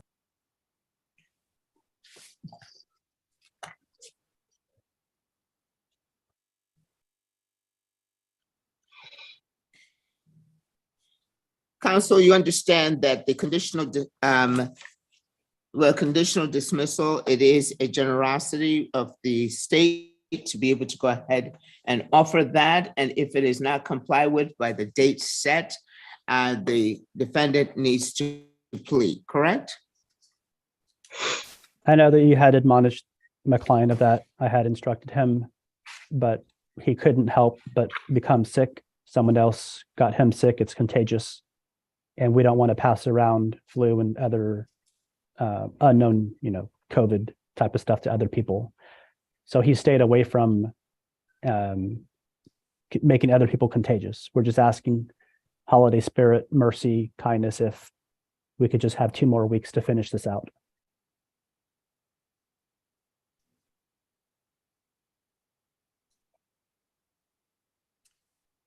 Counsel, this has been since the 2nd of June, 2022. So what I will do is I will put you and your client in the breakout room with the court liaison officer, CLO, Jennings. So she will review with you as far as any other alternatives for completing this that may be available. Okay? I will go ahead and suspend the record so that you may be able to contact the CLO and see if they can work that out. As far, you say he's close, right? 7 hours? See if there's Correct. any other alternatives that he may qualify for, Yes, Judge. that Thank he may you. have already completed. All righty, thank you.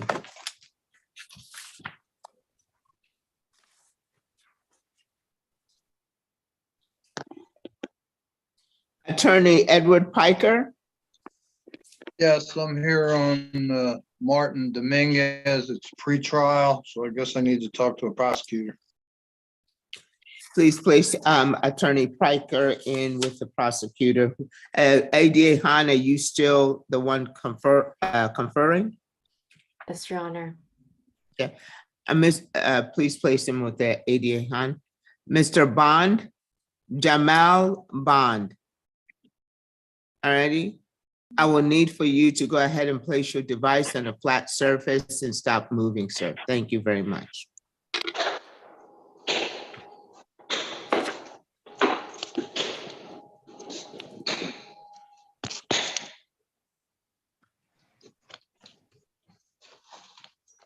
Attorney Jerry Kagan.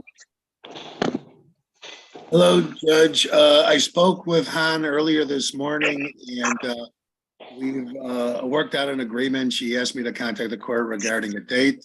And then I was dealing with the coordinator before lunch and we're looking at December 15th for a plea.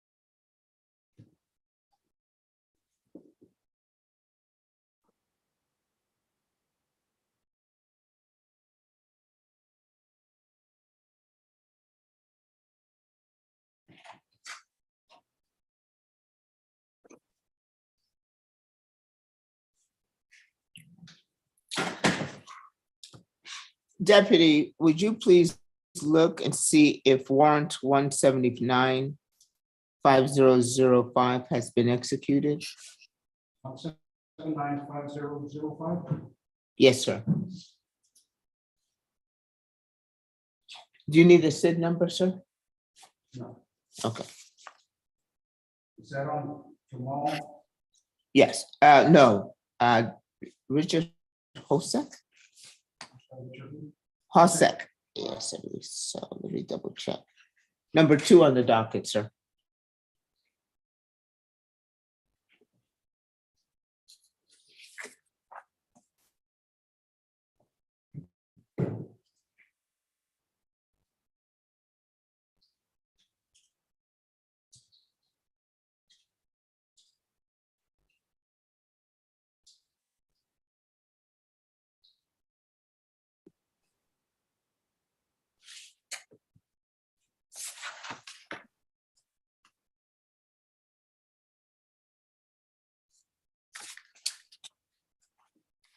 Counsel, is your client present? I believe he signed on this morning and was released. Sir, he failed to appear. He did not respond to the DACA call at 9 o'clock. What would the court prefer that I do? He has 15 minutes to get on. I believe, sir, that he'll need to come in person. We won't even bother that. He'll need to go ahead and appear tomorrow morning. Okay. Let's go ahead and get a reset form to you.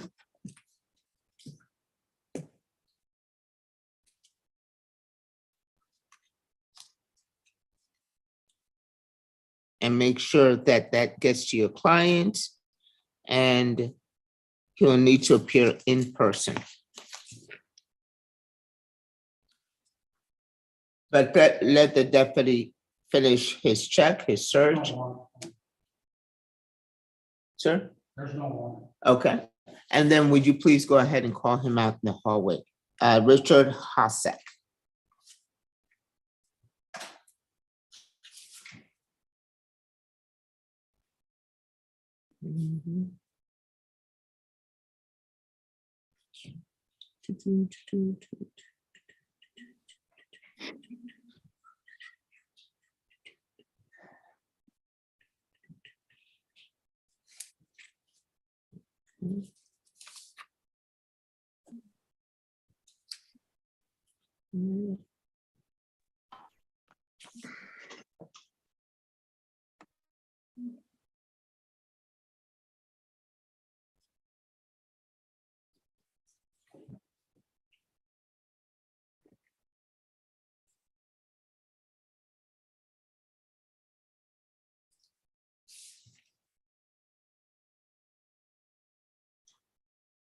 I'll answer that. Okay, no answer in the hallway, and there is no warrant on this person. Right, Deputy? You said no warrant. Okay. So, sir, tomorrow morning, he'll need to go ahead and appear. Otherwise, I will issue a judge's warrant and remand him without bond. Okay. Thank you, sir. Let's go ahead and get you in the breakout room with the court coordinator to make sure that you get a case setting form, sir. Thank you, and then you're excused from there.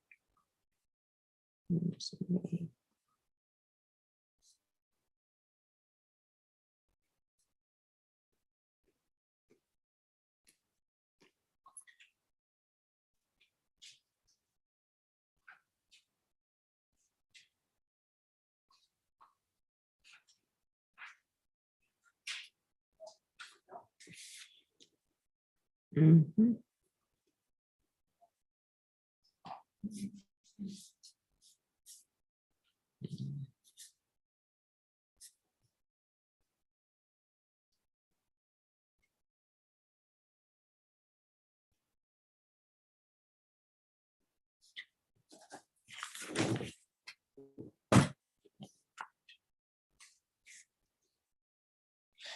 Attorney Joan Eckel, Good afternoon, Judge. How are you? I'm fine. How you doing? I hope you had a great Thanksgiving. I did. Thank you for asking. Good. We're here for a pretrial conference hearing for a Cabrica Cox. She checked in. She was late and she had been so admonished. How are we going to dispose of this case? Judge, I have conferred with the prosecutor and I've gotten a trial date from your court coordinator for March 6th with a docket call date of March the 2nd. Alrighty.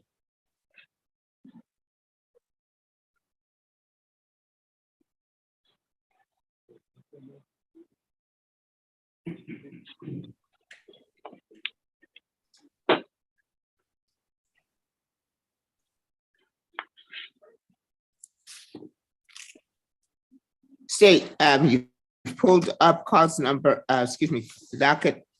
Number 3 on the docket, Judge.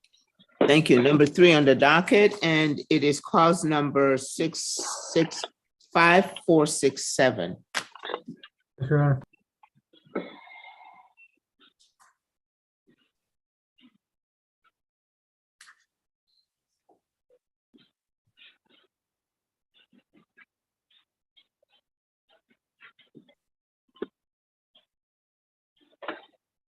Judge, this is Jerry Kagan. I'm sorry we got disconnected.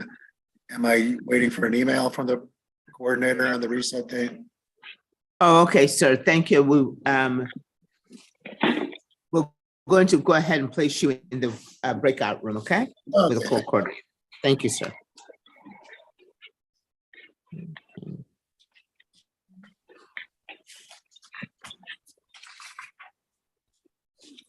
Let's get on record, court cause number 665-467, State of Texas versus Cabrica. Atelli Cox. Atelier. Attorneys are attorneys only. Please approach and identify who is before the court, starting with the state. Victor Hernandez for the state. Joanne Eagle for Ms. Cox. And we're here for pretrial conference hearing. State, please proceed. Yes, Your Honor, this case involves the San Antonio Police Department, and the state has conveyed plea offers, Your Honor. Counsel, do you acknowledge receipt of an offer that was conveyed to you in writing by the state? Yes, Judge, I did receive an offer from Mr. Hernandez, and in my conference with Ms. Ling, she made some amendments to it. But I have not received the amended offer in writing, but I will send her an email to get that.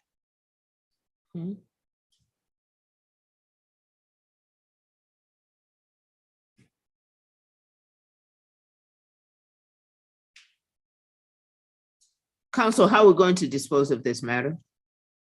Judge, we've gotten a trial setting. Please proceed. Judge, the court coordinator has given us a trial date of March the 6th with a trial announcement date of March the 2nd.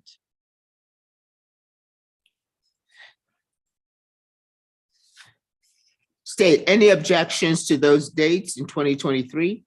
No, Your Honor.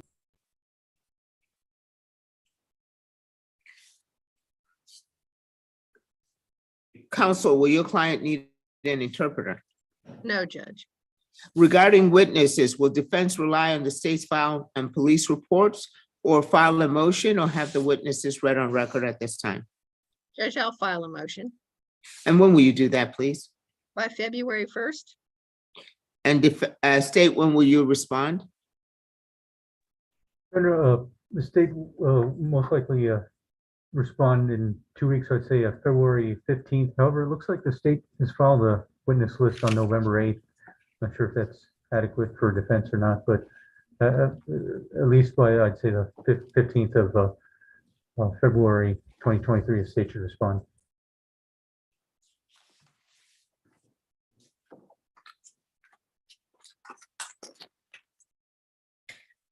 Court acknowledges that the state has filed the state's list of witnesses. It was filed on the 8th of November, 2022.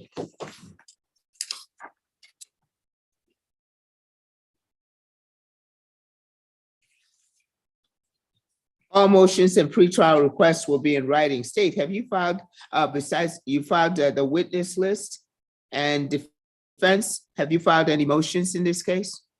No, Judge, I have not. State, do you have any discovery issues or concerns? No, Your Honor, not at this time. Defense? None that I'm aware of at this time, Judge. And defense, have you received your e-discovery Yes, I have, Judge. with the information? I don't have the information, but I will get that from the court, Judge. Thank you.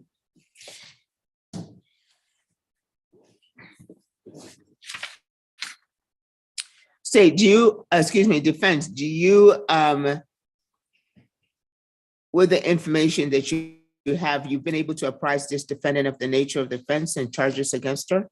Yes, Judge. Sufficient to waive arraignment, and do you waive arraignment on behalf of her, of I this do waive- defendant? I do waive arraignment, Judge. Court admonishes parties to exercise due diligence to ensure that discovery does not impede the execution of trial on the set date of 6 March 2023. And defense to exercise due diligence to notify the defendant of the next court date. The defendant, I believe, as I mentioned, did respond and is still present in this hearing at your behest. Barring any motions that you may set, the next court date for this defendant would be the 2nd of March 2023. If the defense does decide to accept the state's offer, If the defendant does decide to accept the state's offer, defense shall tender a jury waiver immediately and set the matter for a plea within 2 to 3 weeks. State, do you acknowledge the court's orders and admonishments? Yes, Your Honor. Defense? Yes, Judge. And defense, does the court coordinator have the defendant's email address so as to set out a case setting form? Yes, Judge, I emailed it earlier this afternoon. Thank you very much. So anything further, state? No, Your Honor. Defense? Nothing further, Judge. Barring your objections, the court understands under cause number 665-467, State of Texas versus Cabrica Cox. This matter will be disposed of by trial on the 6th of March 2023, with a trial announcement on the 2nd of March 2023. No interpreter is needed for this defendant, and the state has no objections to those dates. Defense intend to file motion for witness list on the 1st of February 2023. The state has responded and has filed state's list of witnesses, and that was filed on the 8th of November 2022. This is the San Antonio Police case arrest. San Antonio Police Department agency arrest. All motions and pretrial requests will be in writing. The state has filed the state's list of witnesses. Defense has filed no motions in this case. Neither party has any discovery issues or concerns. The defense has received their e-discovery and not the information and does know it's available with the clerk. But the defense also acknowledged receipt of an offer and is expecting an amended offer to be offered and delivered in writing from the state. Both the defense and the state acknowledges the court's admonishments, and the email address is with the court coordinator today, the 1st of December 2022. The court does acknowledge that the defendant is present at this hearing. State, any objections to court's recitation? No, Your Honor. Defense? No, Judge. Thank you so much. You and your client are excused. We'll put you in the breakout room to get that the reset form, and then you and your client are excused from there. Thank you so much. Thank you, Judge. Thank you.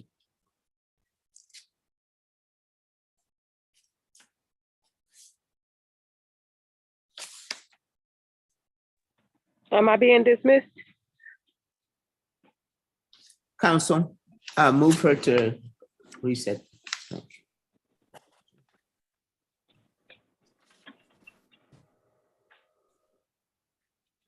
Attorney Engelke, Good afternoon, Your Honor. good afternoon, sir.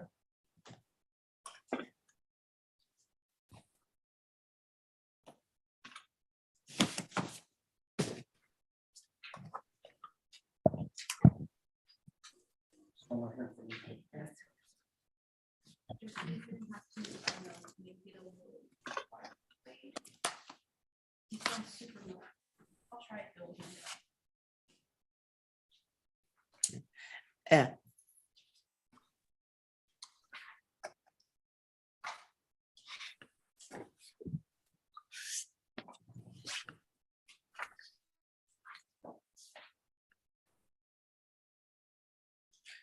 Yeah.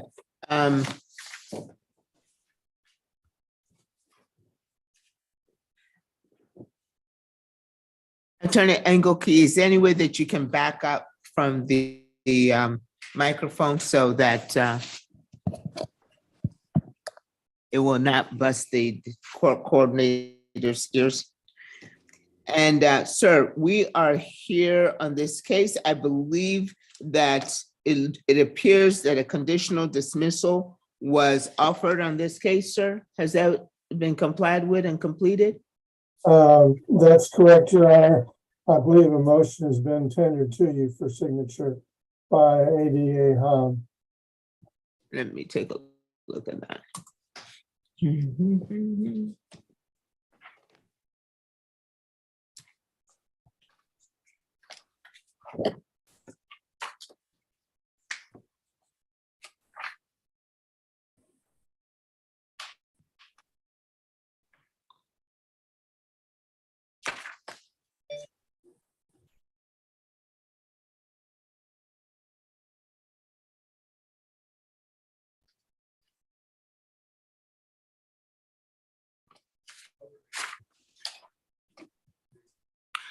And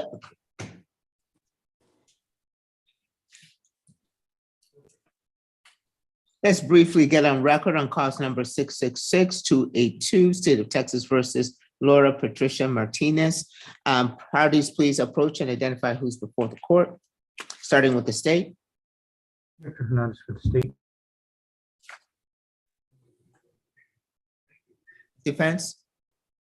Keith Engelke here for Laura Martinez. And are you Laura Patricia Martinez? Yes, sir. Let it be noted that the defendant is physically in the courtroom and is with her attorney. And we're here for conditional dismissal. State, you offered a conditional dismissal in this case? Yes, Your Honor. And the conditions were? Oh, one moment, Your Honor. It looks like the defendant had to provide proof of enrollment and acceptance into a nursing program. And also, the defendant had to provide proof of enrollment or acceptance into a nursing program and also complete 48 hours of community service restitution and an anger management program.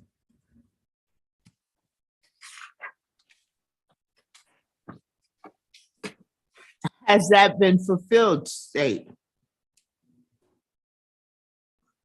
Yes, Your Honor.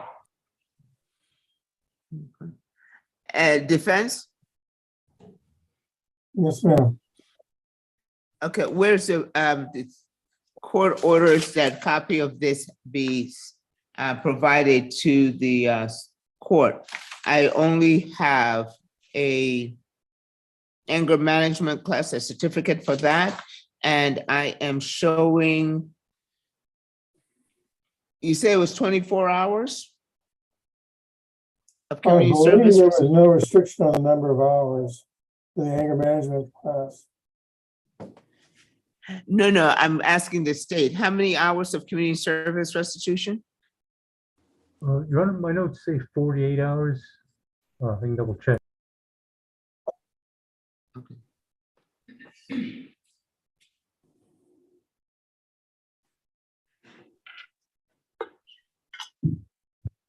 I'm talking about community service restitution.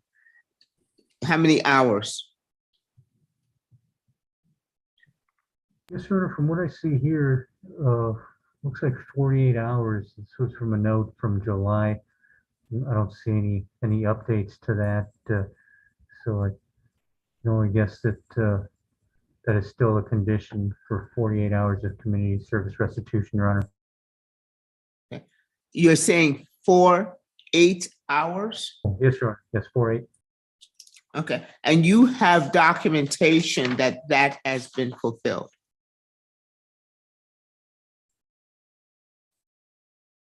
Oh, I'm sorry, Your Honor. It looks like I misspoke. It looks like it should be a 24 hours of community service restitution. Looks like I read it wrong. And as far as documentation, I'm still looking here. One moment, Your Honor. I did e-file that. Oh, yes, Your Honor. It looks like we do have the documentation for the 24 hours. It looks like it's reading all information. I'm sorry, Your Honor. Okay, and enrollment into the nursing program, you have documentation of that? Oh, Your Honor, as I understand, looks like the state actually received proof that the defendant completed the program. So I infer that that is adequate to show that there was enrollment if the defendant completed the nursing program. The state finds that adequate. All righty. So you've completed the nursing program. Counsel, I don't have a documentation of that. I do not either.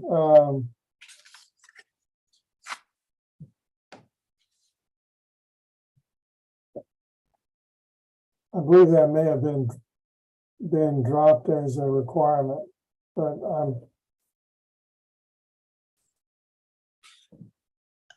But the state is saying that they have documentation. of a nursing program. Yes. That has been completed. So, Well, I'll agree to that, but I don't know that I have a copy. hey, how did you acquire that if the defense attorney doesn't have it? As I understand, the defense counsel showed that to a prosecutor. So as I understand that was adequate for us to conclude that there was a completion of the terms for conditional dismissal, Your Honor. I wish you Okay. have applied for the program, but I'm not sure about completing it. Alrighty, I'm gonna go ahead and move on to a couple other places. I'm gonna place you in a breakout room to go ahead and resolve this issue and provide the court with the requirements. Okay?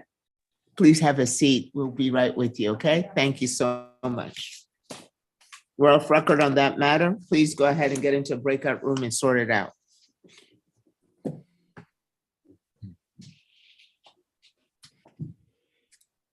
Your Honor. This is Attorney Alfred. My client's been here since 9 o'clock in the morning, Your Honor. And we're asking for a quick reset.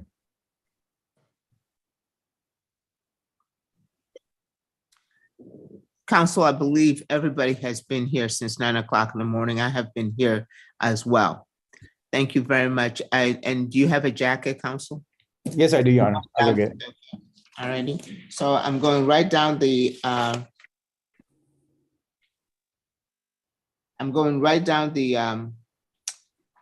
docket.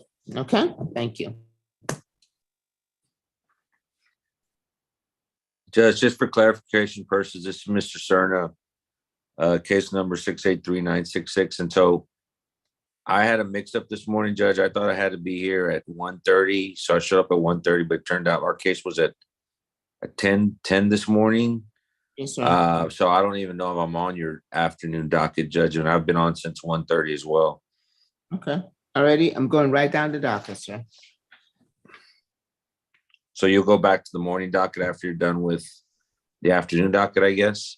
No, sir, I'm going right down the docket. From Oh, this- so I'm on that docket already? Yeah, yes, sir. Yes, sir, Okay. I'm going right down the docket, just finishing it up. Okay. Attorney Silver? Areli Silver? Yes, Your Honor, I'm here. Oh, great. How are we going to go ahead and dispose of this case? We have signed plea paperwork and it has been signed by both me and the defendant. So I believe it's back at your court. All right.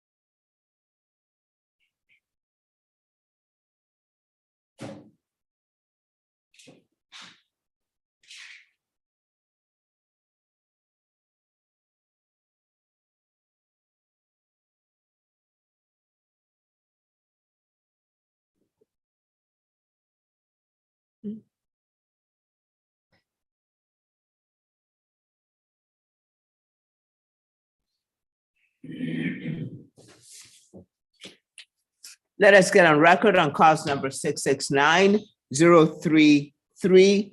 Court calls the matter styled State of Texas versus Hilario Perez. Parties, please approach and identify who's before the court, starting with the state. Those other, Lincoln for the state. Annalee Silver for the defense. Hilario Perez, Yes, ma'am, I'm present. are you Hilario Perez, who has been accused of driving while intoxicated with a breath alcohol concentration of 0.15 or higher, alleged to have occurred on the first day of October 2020 and classified as a Class A misdemeanor? Are you the same so accused? Yes, ma'am.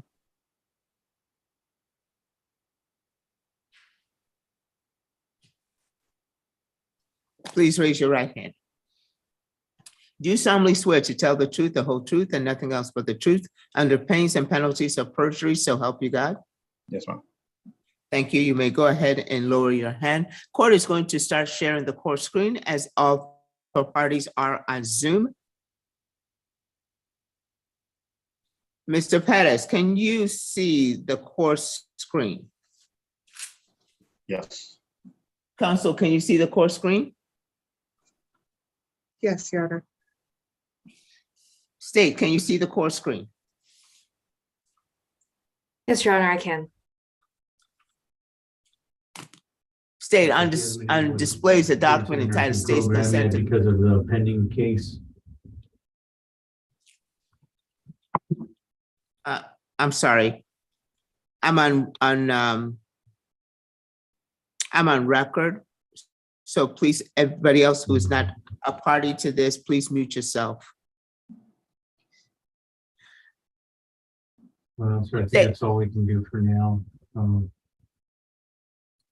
Who is doing that? Judge, I'm sorry, I think that's me because Judge, Victor and I share an office and he's conferring. Gotcha. Sounds good. Thank you. Thank you, State. State, on display is a document entitled State's Consent to Video Conferencing. Did you sign this document thus consenting to these proceedings by video conferencing? I did, Your Honor. State's video conferencing consent is made part of the record. Defendants on display is a document entitled Defendant's Consent to Video Conferencing. Mr. Perez, is this your signature? Yes, Your Where Honor, it I am is. circling this All we cursor? can do now is Yes, Your Honor. Just go back. State, if you would be kind enough to mute yourself in between, that would be I'll great, just, since I'll let- we are having that feedback. Thank you so much. Counsel, with your signature on the same document, do you join your client in consenting to these proceedings by video conferencing? Yes, Your Honor. Defendant's video conferencing consent is made part of the record. Counsel, how long have you been representing Mr. Perez? Roughly 2 months, Your Honor.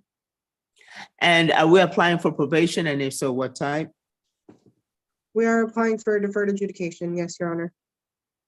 Mr. Perez, on display is a document entitled Application for Community for Deferred Adjudication Community Supervision. It's a 2-page document. This is the first page, and then the second page is here. I direct your attention to where I am circling the cursor about the middle of the second page. It states that you personally appeared before me today and you are the defendant in this case, and I have sworn you in. Under oath, you're telling me that your application for deferred adjudication community supervision and the document entitled your personnel data sheet, which is going to be attached as an exhibit to your application, is true and correct. Mr. Perez, is it true and correct? Your Yes, Your personnel Honor. data sheet as well as your application. Yes, Your Honor, it is. Keeping in mind that if your personnel data sheet or the application is not completely filled in, it cannot be true and correct.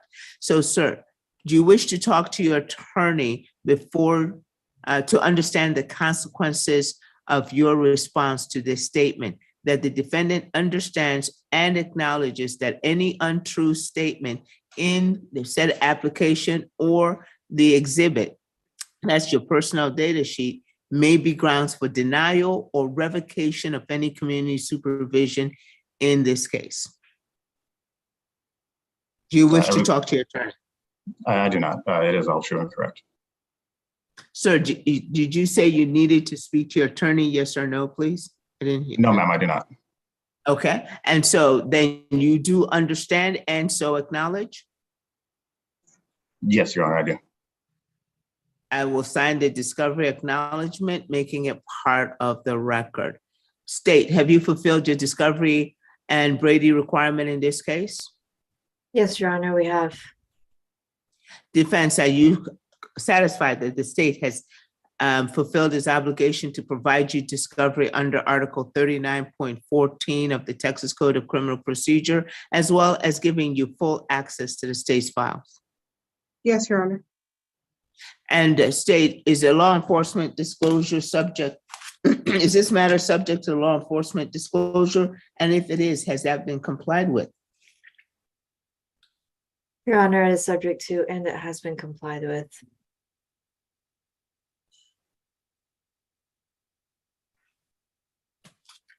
Thank you, state.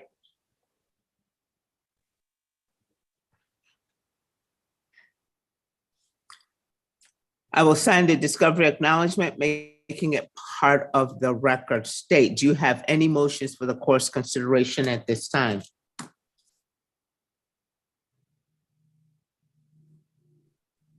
Judge, the state would, does not have any motions at this time.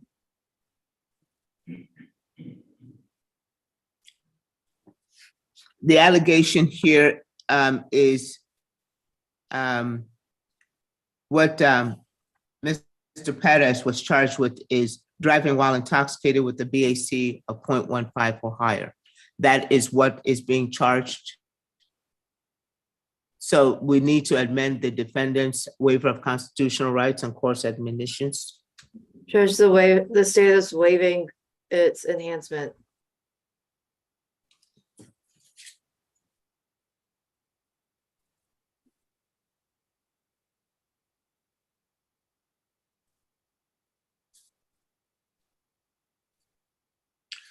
Defense, what say ye to the state's oral motion to waive and abandon the 0.15 enhancement, proceeding to a DWI first class B? No objections, Your Honor. Without objection, that motion is granted. State, any other motions for the court's consideration? None, Your Honor. Defense, do you have any motions for the court's consideration? No, Your Honor.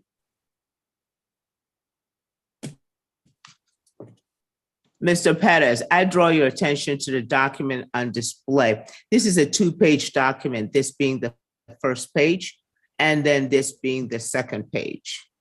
Excuse me. Is this your signature where I'm circling the cursor, Mr. Perez? Yes, Your Honor, it is. Did you go over this document with your attorney? Yes, I did. After going over this document with your attorney, this two-page document with your attorney, did you freely and voluntarily sign it? Yes, Your Honor, I did. So with your signature and testimony, you're telling me that you understand everything in this two-page document as it was reviewed and explained to you by your attorney? Yes, ma'am.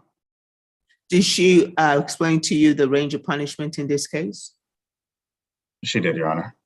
And you're satisfied with the representation of your attorney? I am. And sir, as you can see, she has done a great job for you by lowering this from a Class A misdemeanor to a Class B misdemeanor and getting rid of that 0.5 enhancement. So now, did she explain to you your constitutional rights? Yes, she did. And you understood them, sir? Yes, ma'am, I did. And with that understanding, sir, do you go ahead and give up your constitutional rights? Yes, Your Honor, I do. Are you a U.S. citizen? Yes, I am. I will approve your jury waiver. I am going to sign it. You will no longer be able to have a jury trial in this case. Counsel, do you believe that your client is competent to enter into a plea today? Yes, Your Honor. With the information, we're able to apprise this defendant of the nature of the offense and the charges against him. Yes, Your Honor. And do you and this defendant waive the formal reading of the information? We do, Your Honor. State, what is the punishment recommendation in this case? The state is recommending a $500 fine and court costs, 12 months deferred adjudication, 48 hours community service restitution, DWI education, U impact, TAP evaluation, and all recommendations from it. Ignition interlock for half the term.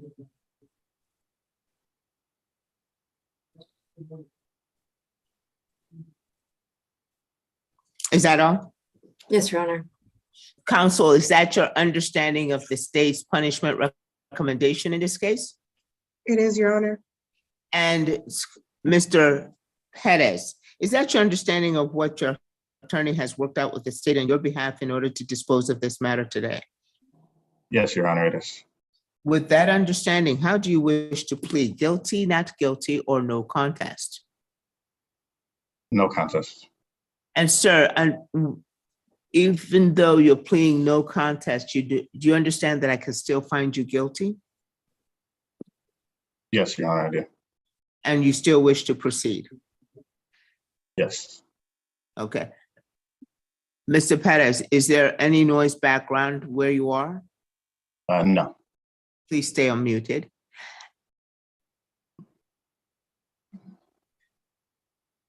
You've discussed this entire matter with your attorney? Yes. And so with your plea of no contest, you are telling this court that you do not wish to fight any of the charges in this case? No. You do wish to fight the charges? No, or you no. do not wish to fight the charges? I do not. And so with your plea of no contest, after discussing with your attorney, you feel that that plea is in your best interest? Yes. I will accept your plea of no contest, finding that it is intelligently and freely made and that you're competent to enter into such a plea.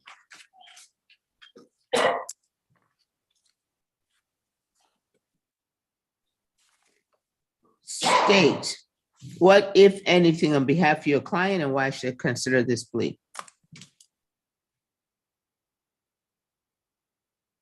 Excuse me, defense. If I said state, I do apologize. Defense. May you repeat the question, Your Honor? I'm sorry, say again?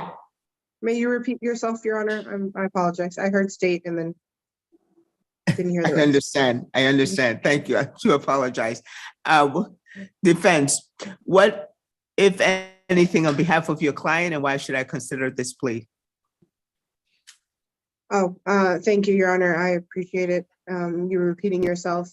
My client does not have a long criminal record. He has a family who he supports by himself, and he is a hardworking individual and has great ties to the community. So we ask that you follow the plea bargain between the state and I. Thank you, counsel. Most helpful. And Mr. Perez, whom do you live with? I live with my family and my wife. Sir, I didn't understand. Whom I live with my do you family, live with? my wife and kids.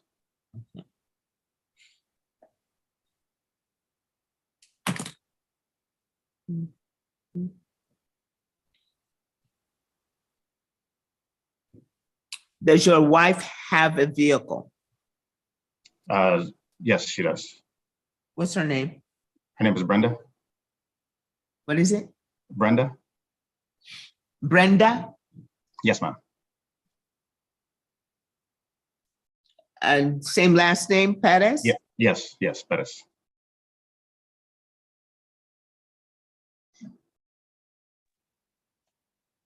And how many children do you have, sir? and their ages? We have 3 who live at home with us right now, and they are 20, 19, and 13.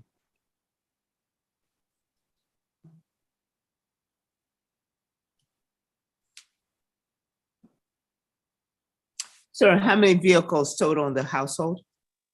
2. And do you have ignition interlock in any one of them? I do not. Describe to me the vehicle that is, we're going to put the ignition interlock on by year, make, model, and color. It's going to be my car. It's going to be a blue Toyota CHR 2019.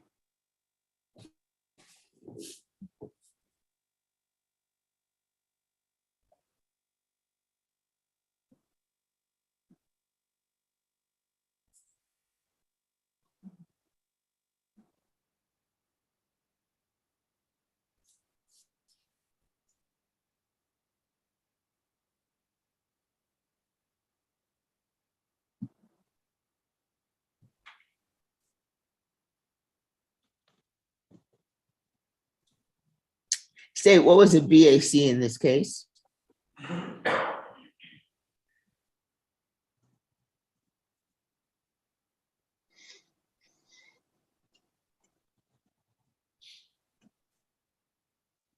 I'm sorry, Judge, were you asking for the BAC? Yes. The BAC was.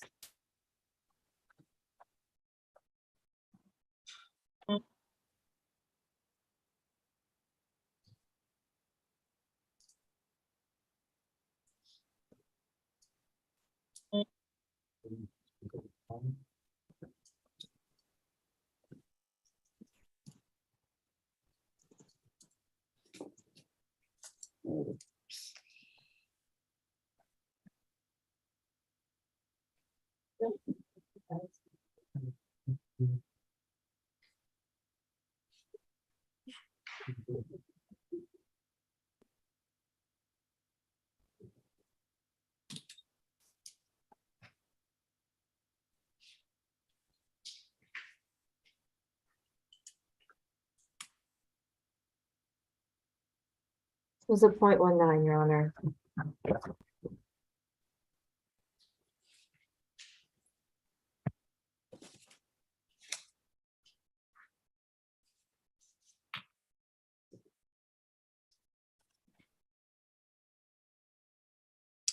And no priors?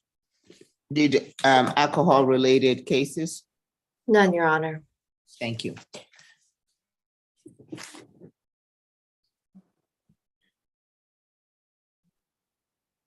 Defense, is there any legal reason why this matter cannot be disposed of today? No, Your Honor.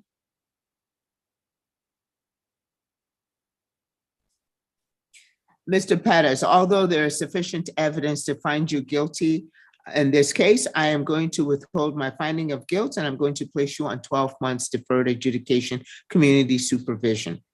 You will be monitored and supervised on behalf of this court by the Community Supervision and Corrections Department with these following conditions: $500 fine plus court cost, 48 hours of community service restitution, DWI education, uimpact.com tap evaluation. You will install the ignition interlock within 10 calendar days and maintain it for half the term of your probation. I will require 2 affidavits from you within 10 calendar days. One, that you will not drive any vehicle that's not equipped with an ignition interlock. And the second from Brenda Perez, whom you have identified as your wife who lives with you and owns a vehicle. She will submit an affidavit that says she will not allow you to drive her vehicle under any circumstances. Otherwise, I will order an ignition interlock to be installed in that vehicle. She will identify her vehicle by year, make, model, color, license plate number, and the last 6 digits of the vehicle identification number. I will set your supervisory fee at $45. Also, I will require for you to complete a parenting class.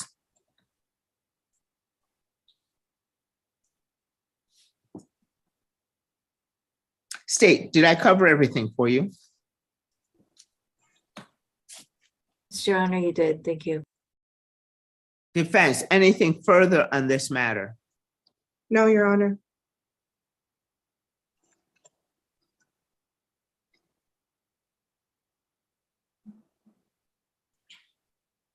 I don't know why the scroll is so difficult.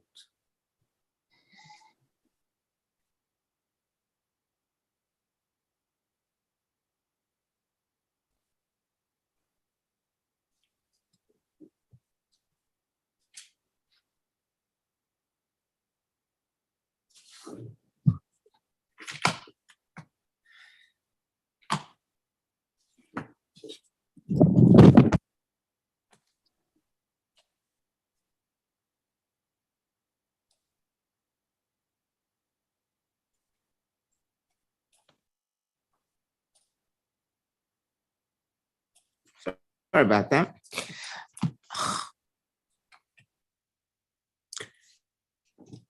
Mr. Perez, with regards to the trial court certification of defendant's right to appeal, this has been a plea bargain case. The court is going to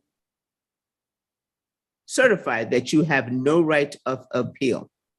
You will get a copy of this certification once you come in to provide your fingerprint. When will you be able to do that, sir? Today is Thursday. Tomorrow, Monday, Tuesday? I think I could do it Tuesday. Tuesday, sir.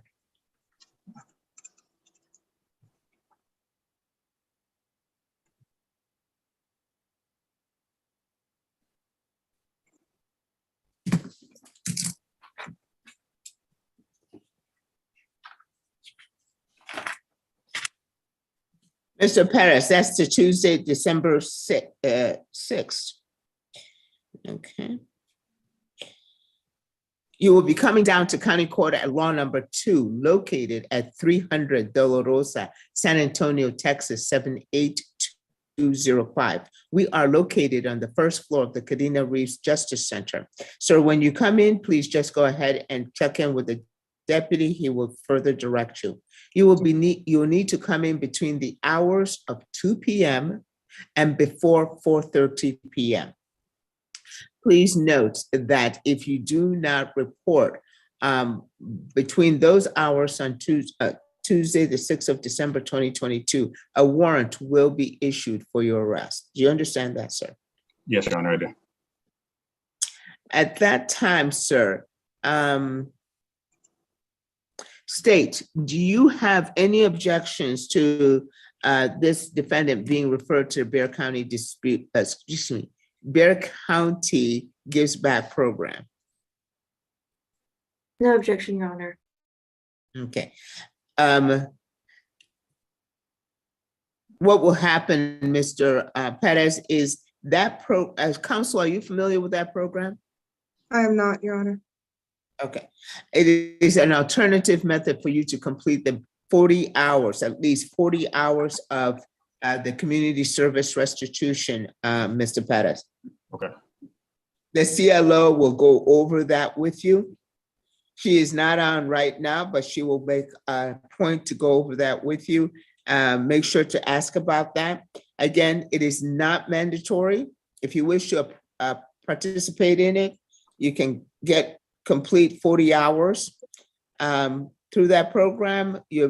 But if you choose not to, you're still responsible for the full 48 hours. Yeah, okay.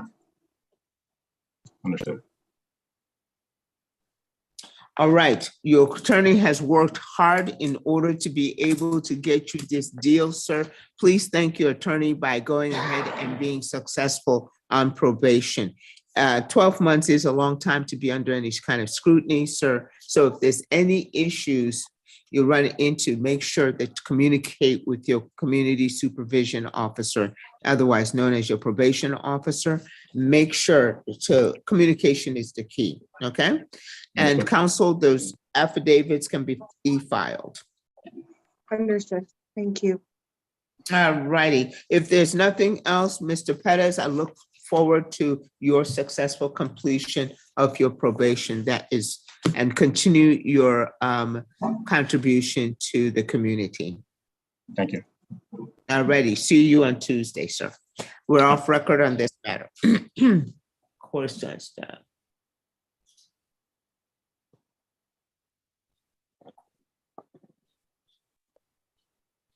Thank you, Your Honor. Are we excused? Yes, you are. Thank you, Your Honor.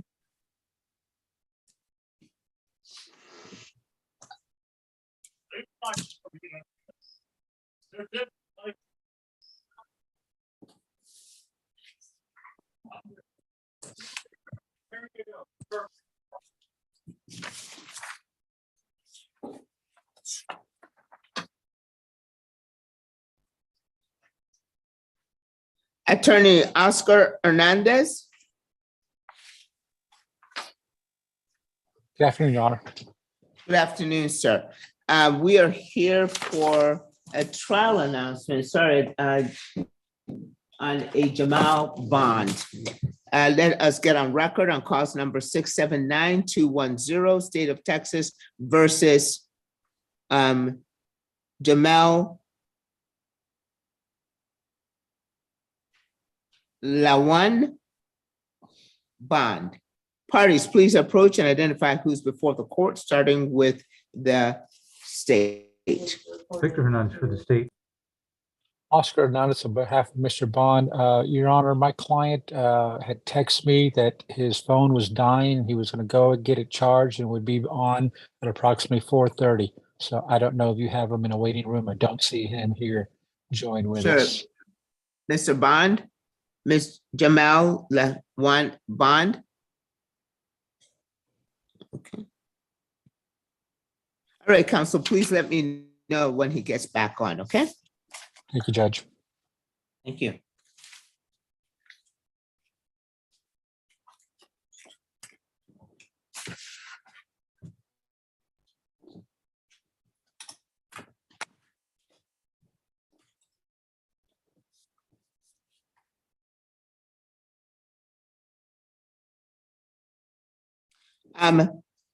State, the next is now docket number 13, cause number 680-883, Lauren Sanchez. Have Your Honor.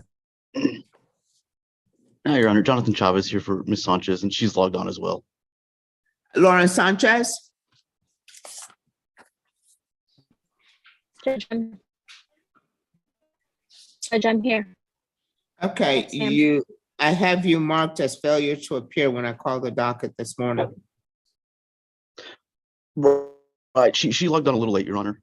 She was, I think that was a miscommunication between myself and her. But she did log on earlier this morning, and then she's been on since 1:30.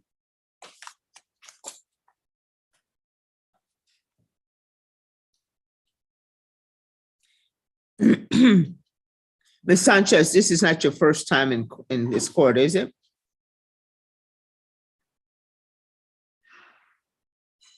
Ms. Sanchez, do you know how to use the Zoom? I think she's having a little bit trouble with her internet connection, Your Honor. Can you repeat yourself? This is not your first time in court, is it, Ms. Sanchez? No, ma'am. Via Zoom? Or otherwise?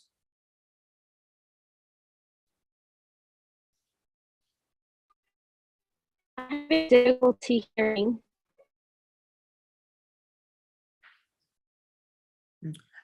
Counsel, perhaps if she logs off and logs back on, that would help her situation. I think she's trying to do it from her work, Your Honor. It's a cinder block building. I think that's what's causing trouble with the internet connection.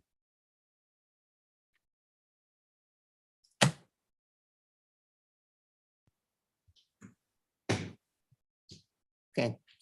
And counsel, I can appreciate the fact that you can hear, but if she's not able to hear and be able to respond, we have a bit of a dilemma there. Would you appreciate that?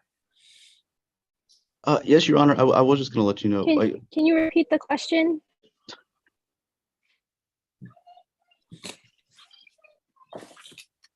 Ms. Sanchez, is this your first time appearing in this court?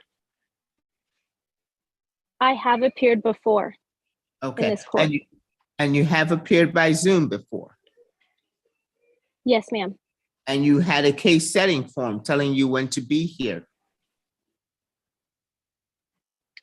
The last communication I received was to appear in October.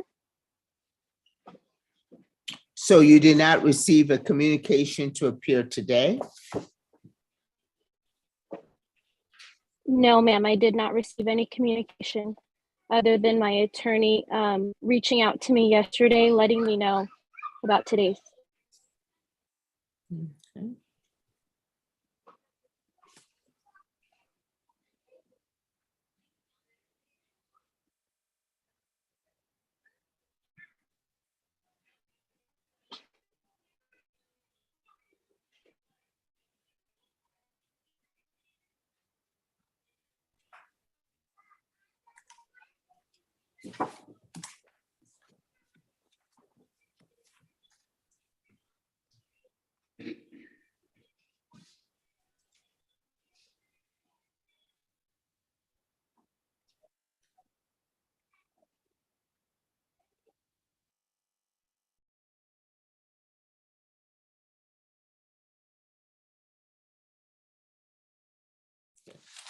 Counsel, did you sign for the case setting form, or did you guys not receive a case setting form for today? I don't believe we received a case setting form, Your Honor. We were supposed to give you an update on Ms. Sanchez's status as far as the mental health court interview, which has been set up as of the last setting. Mm-hmm.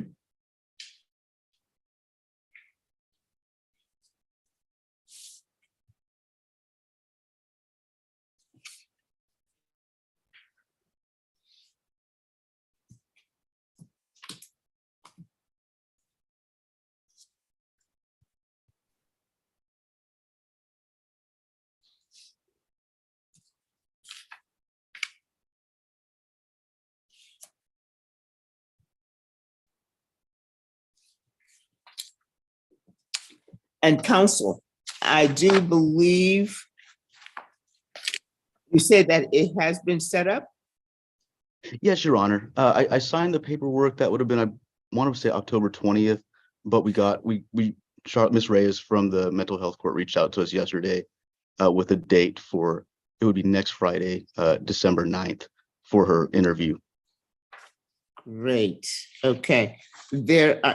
They are exceptionally wonderful in providing that update. So I appreciate that. And I believe that received that as well.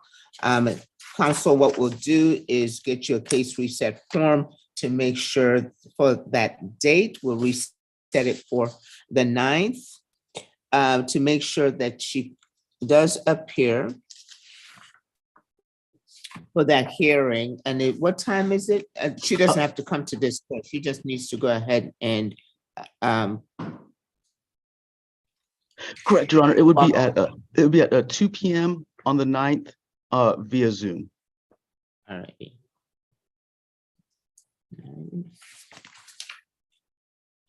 Okay, let's put you in with the court coordinator to get that case reset form sent to you for status update, and counsel for the 9th to be able to go ahead and have your client cooperate with that. Okay. So do I need to have her show up to this court, Your Honor, or just her mental health interview? That mental health, and please, counsel, you have been diligent in being able to keep the court informed and check on your client's status. So please make sure that on the 9th or the 10th, let's give you a date for the 10th of December, you advise this court of the status and the next step, okay? I can so that definitely we'll do that, be Your able Honor. to make sure that we'll be able to transfer that case timely if she's accepted and does wish to participate. All right, thanks, Your Honor. I'll definitely update the court. Okay, so we'll go ahead and get in with the court coordinator and get that case reset form, sir. All right, For thanks, the Your Honor. 10th. Thank you. And your client will be excused from there. We're just looking for you to give us an update, sir. All right, thanks, Your Honor. Thank you, sir. Have a good day. You too.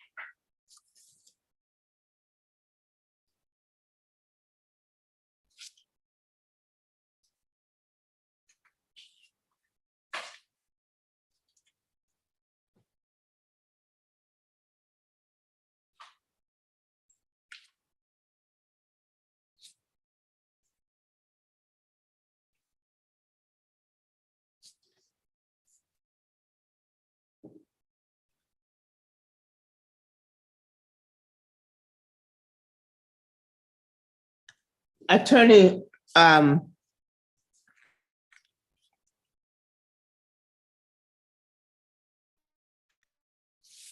Hernandez? Sir, are you ready to announce? Okay. That's in.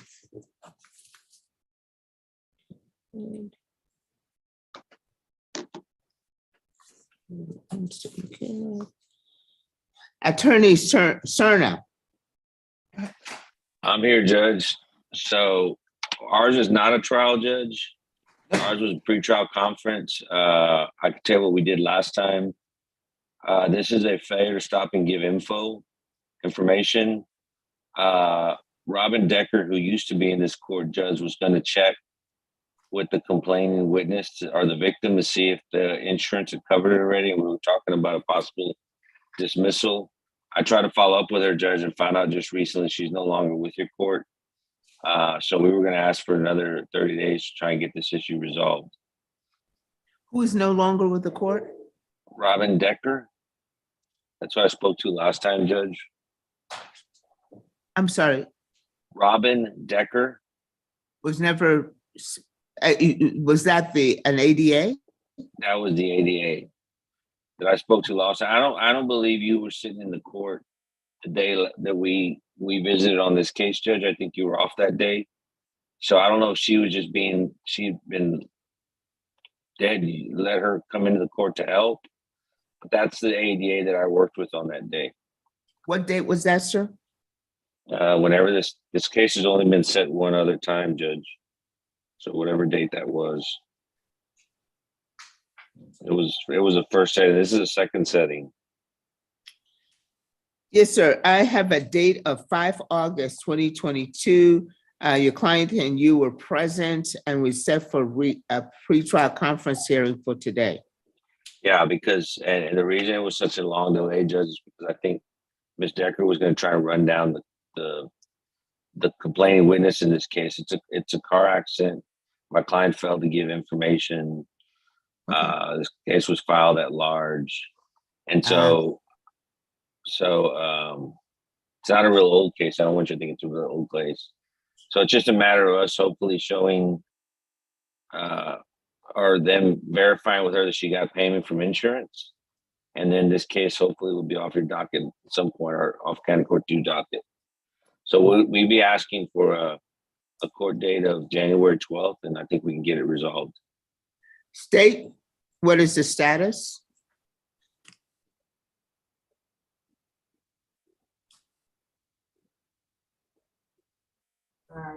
Gunner, still looking through this, this is for 683-966. I don't see anything regarding any information or contact of a complaining witness. So trying to see here.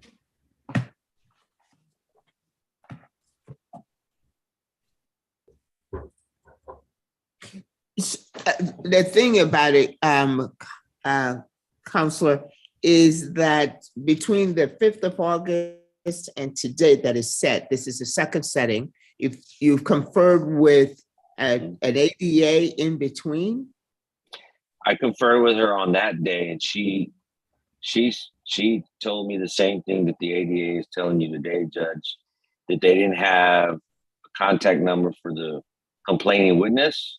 So they were going to try and find that so they could contact her to verify she had been paid by the insurance so that I could get my dismissal. And so it sounds like not a whole bunch has been done on the file since then, Judge. But like I said, if you give me till January 12th, then I'll push the DA. Now it looks like now we know who's in this court, and either with ADA Ling or the other gentleman who I've never met. I'll see what I can get done to get this off your docket. sir, I'll give you giving you the benefit of the doubt on that, because I've never heard of this Decker. Right.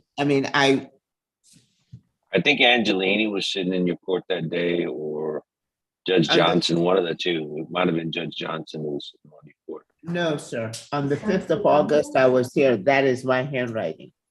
Okay, well, maybe I'm wrong, Judge. I'm getting old, I guess.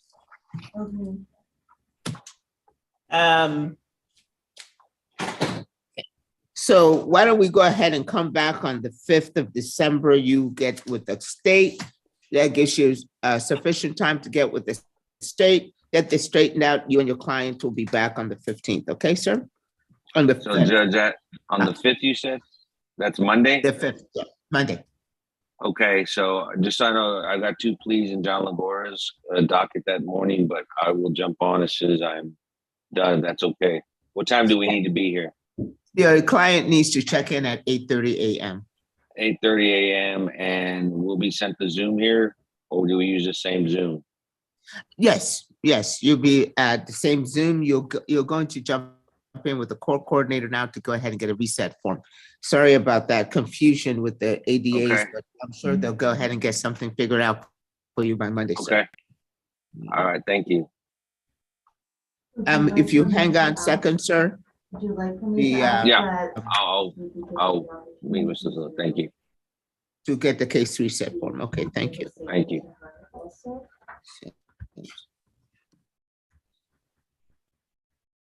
Resetting it for status. Yeah.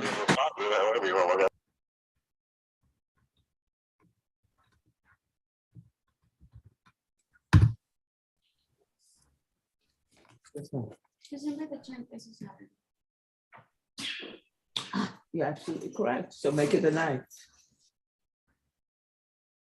And are you done with it? And then 9th. And I understand. 'Cause he's just gonna come in and check on the 9th.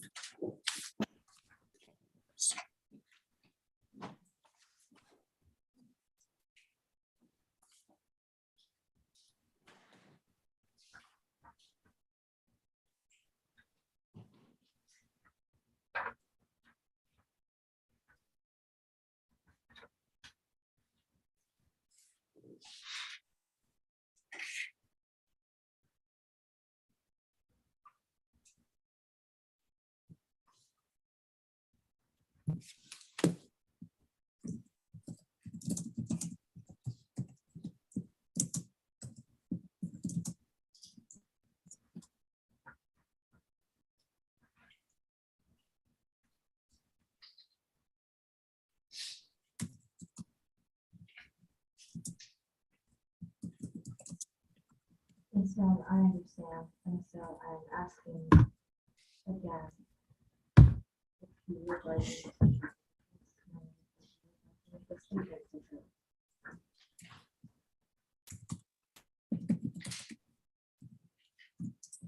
You want me to read your statement or written? You don't have to do that. Sorry. Okay.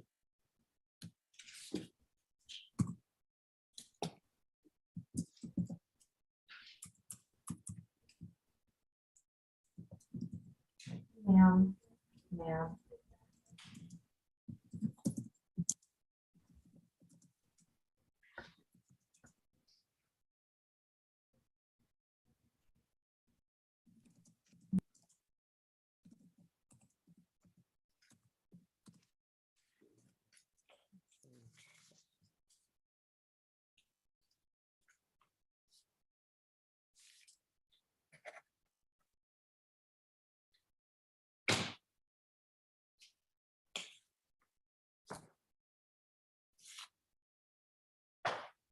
Attorney Robert Valdez. Yes, Judge, I'm here. I'm here on Lisette Velasquez. I've conferred and I have a trial date and a pronouncement and a trial date as well. Thank you, counsel. Let's get on record on cause number 684-451, State of Texas versus Lisette Vasquez. Attorneys and attorneys only, please approach and identify who is before the court, starting with the state. Victor Hernandez for the state. Robert Valdez for Lisette Velasquez. And we're here for a pre-trial conference hearing today, the 1st of December, 2022. State, please proceed. Mr. Honor, this case involves the San Antonio Police Department. Looks like there was some conference with defense counsel. However, I'm not sure if the state has conveyed a plea offer yet.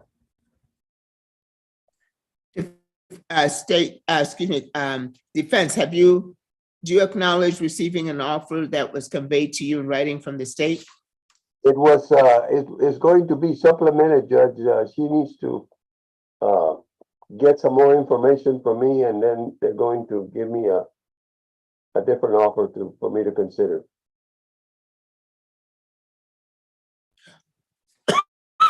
So you don't have it in writing yet. You're looking to get a supplemental one in writing, supplemented offer? Yes. How are we going to dispose of this matter, sir? Well, right now we're setting it for trial, Judge. But Please give me, okay, sorry. Hopefully we can resolve it, but right now it's set for trial. Yes, sir. And the dates you have for trial, sir? The trial announcement date is the 9th day of March with the trial date of the 13th day of March.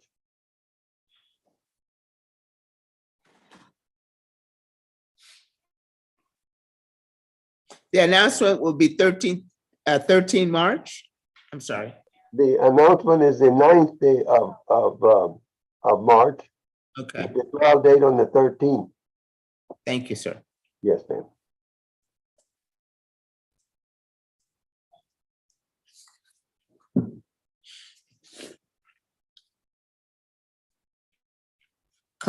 State, any objections to those dates? Your Honor. That was a no, right, State? Right, Judge. Counsel, does your client need an interpreter? No, ma'am, Judge. We don't need an interpreter. Regarding witnesses, will you file will the defense rely on the state's file of police reports, file a motion, or have witnesses read on record? We will rely on the file of the State, do you reserve your right to supplement? Yes, Your Honor. All pre-trial, and what's the supplementation date, sir? It's February 14th of 2023.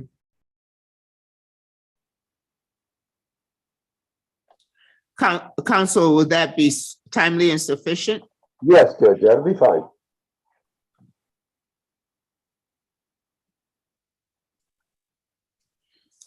All motions and pre-trial requests will be in writing. State, have you filed any motions in this case? No, Your Honor. Defense? Yes. Defense, any motions that you have filed, do they need to be set for hearing? No, ma'am.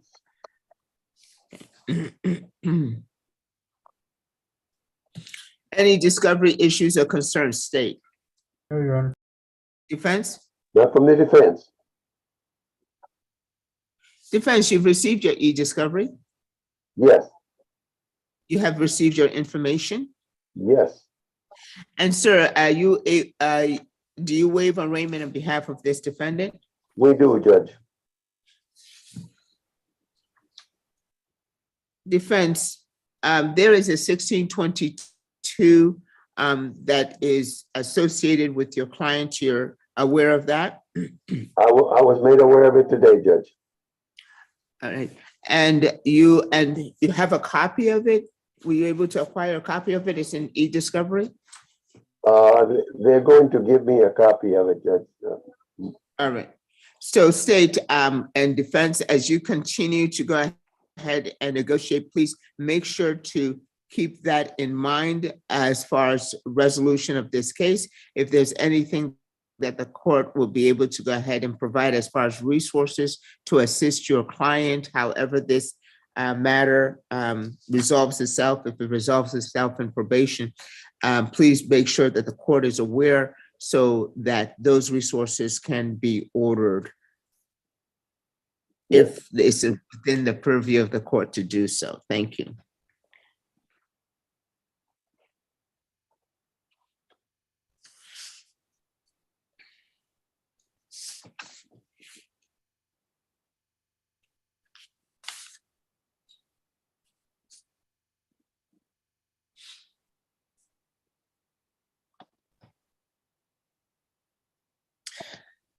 Court admonishes the parties to exercise due diligence to ensure that discovery does not impede the execution of trial on the set date of 13 March 2023. Defense to exercise due diligence to notify defendant of the next court date, barring any motions that may be set for a hearing.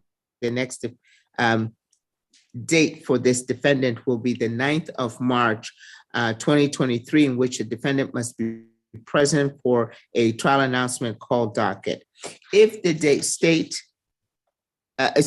if the defendant does decide to accept the state's offer, the defense will tender a jury waiver immediately and set this matter for plea within 2 to 3 weeks. State, do you acknowledge the court's admonishments? Yes, Your Honor. Defense? Yes, sir. Yes, ma'am.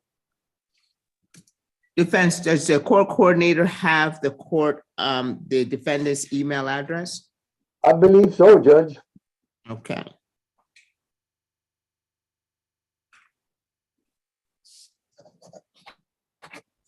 State, anything further on this matter? No, Your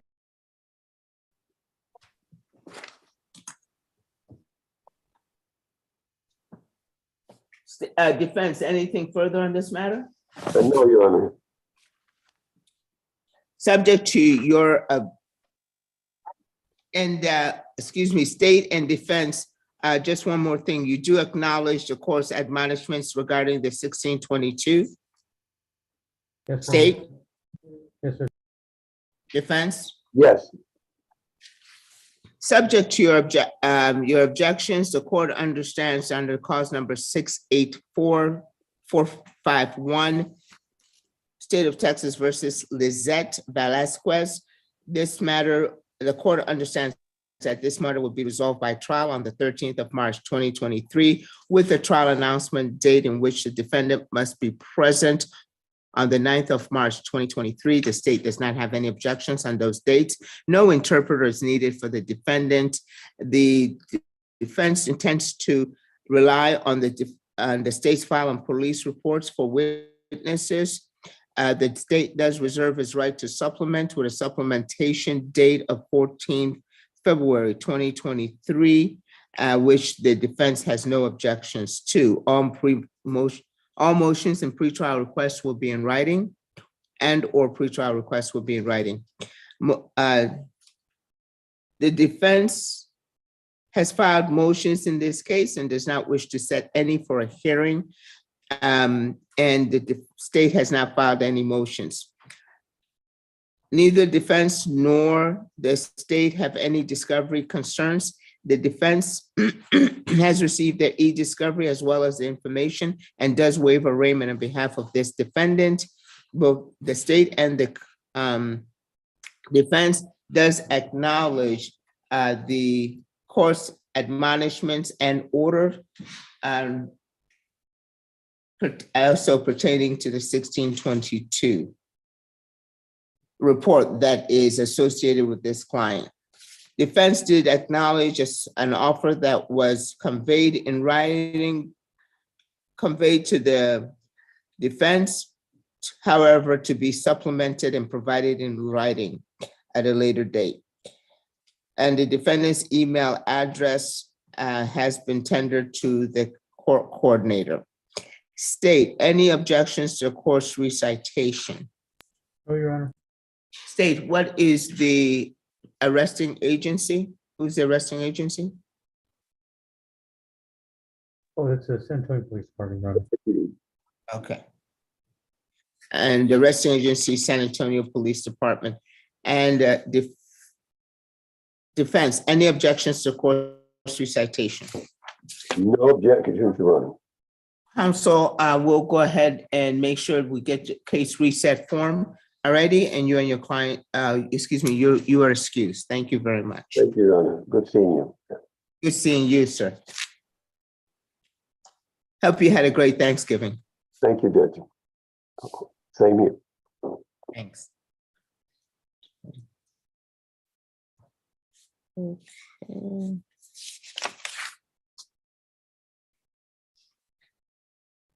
Attorney Adam Flores. President, Your Honor, I've been here since 9 o'clock, Your Honor. Very good. Thank you very much. Appreciate that, sir.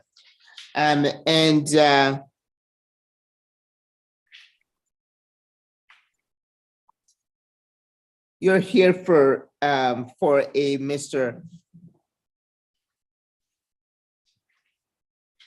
Count Ramirez, Your Honor.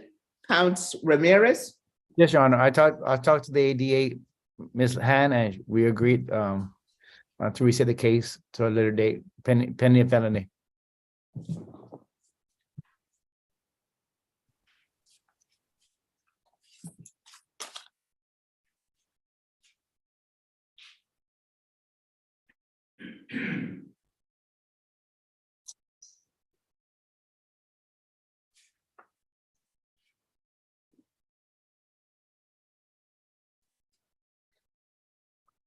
Counsel, are you on that felony case?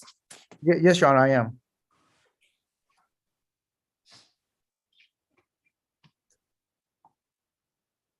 Did they occur out of the same incident? Yes, Your Honor. And what court is that felony in, please? I don't have it on me right now, Your Honor, but I am on both cases, Your Honor.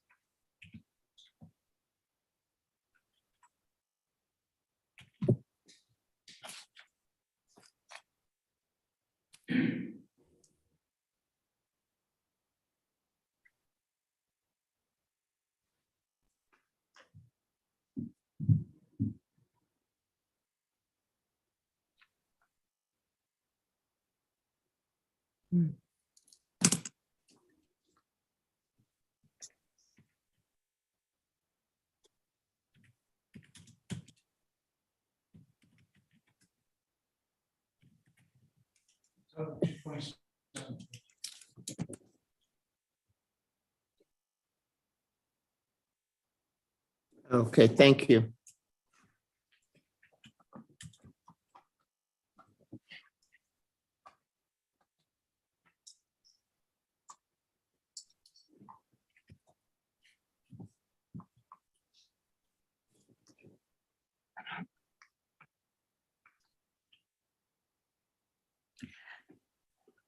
Counsel, I suppose you need to submit a substitute of counsel because on that felony case, I see that it is still a Cole Nettles, who is the retained attorney since the 14th of June, 2022. Mr. Ramirez, is that correct? No, Your Honor.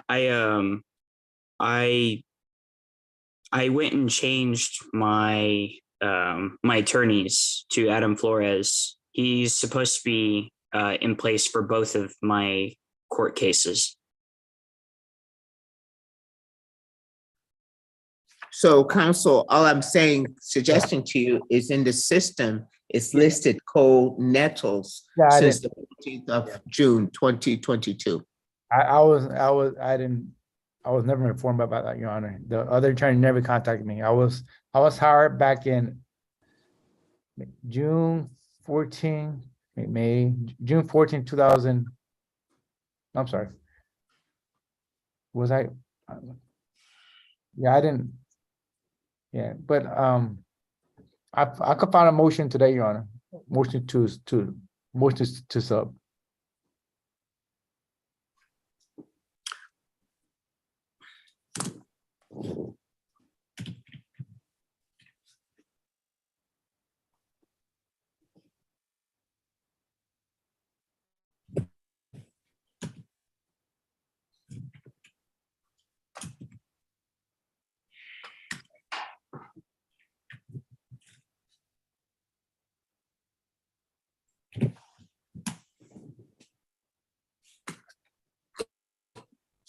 Well, sir, that's between you and that court. I just, for your information, in trying to go ahead and find out which court that case was in for you, because you said you didn't know.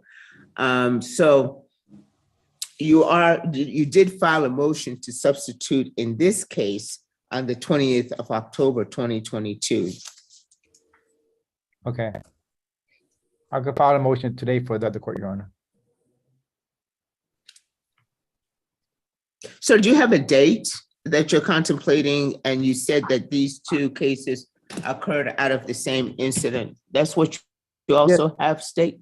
Yes, Your Honor, that's correct. I believe I talked to the coordinator and she agreed on March 9th, Your Honor.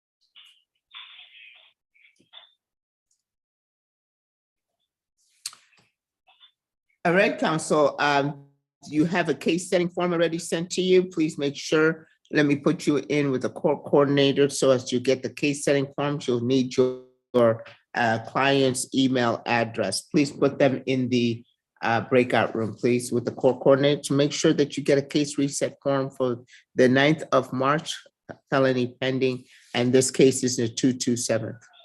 Yes, Your Honor. Thank you, Your Honor. May I be excused, Your Honor? Right. Don't forget to file your notice of appearance in that case. Yes, sir. I did today, Your Honor. Thank you. You too. May I be excused, Your Honor? Yes, you and your client will be excused from there. Take your client with you. Thank you, Your Honor. Yes, sir.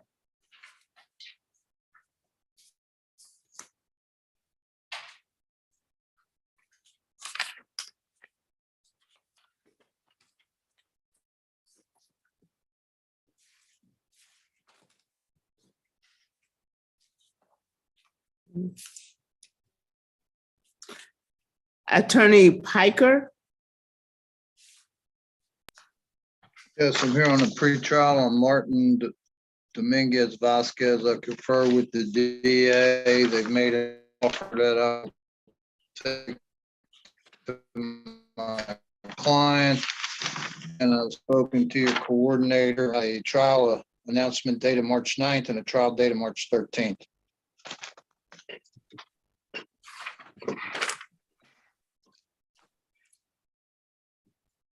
sir, it sounds like your bandwidth is wearing out.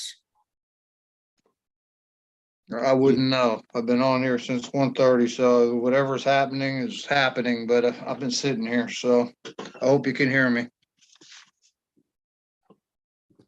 Just letting you know that it's a little shaky, that's all. Let me. Is that helping any? I'm jack it up a little bit. Is that better? Yes, sir. Okay, good. It's much better. Good. Appreciate it. Good. Let's get our record on cause number 651-661, State of Texas versus Martin Dominguez. Parties, please approach and identify who's before the court, starting with the state. Victor Hernandez for the state. Ed Piker for Mr. Vasquez. We're here for a pretrial conference hearing today, the 1st of December, 2022. State, proceed. Mr. Honor, this case involves the Via Metropolitan Police, and the state has conveyed a plea offer to defense counsel.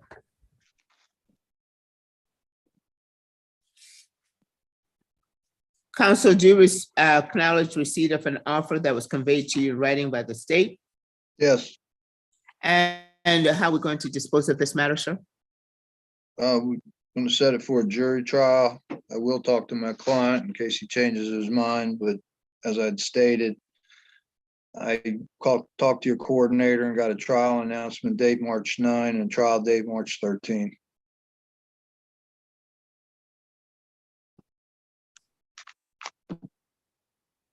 State, any objections? No, Your Honor. Counsel, will we need an interpreter for the defendant?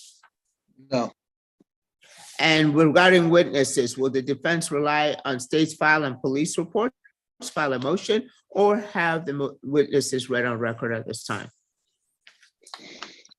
probably the record of the file and the first one you said.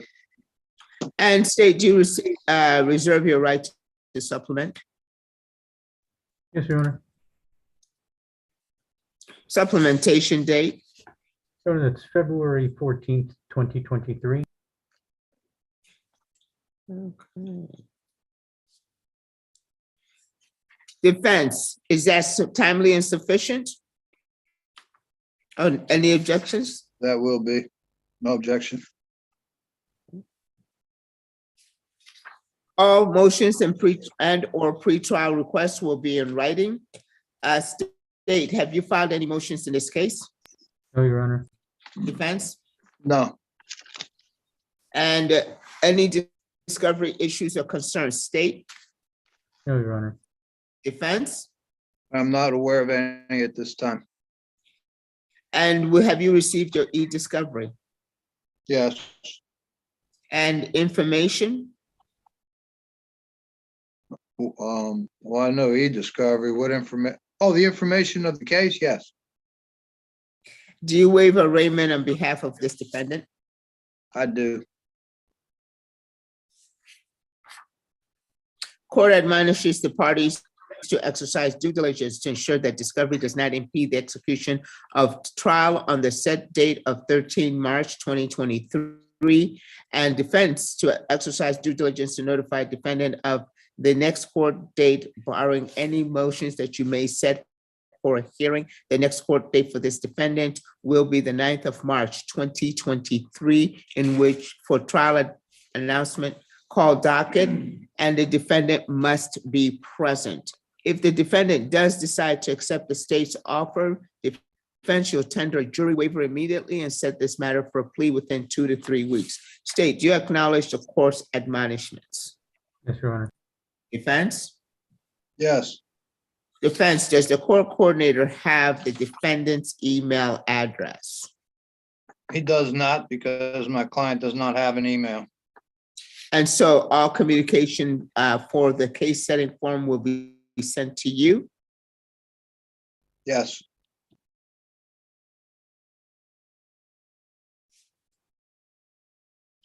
Further reliance of the court to ensure that you advise your client of the next case, setting. Yeah.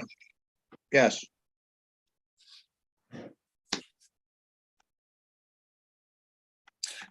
Please make sure that you note that on the case setting form once it's returned. All right.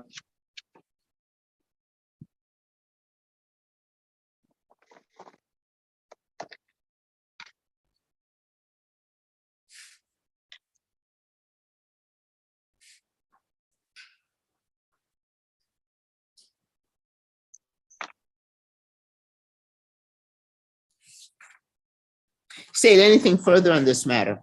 No, Your Honor. Defense? No.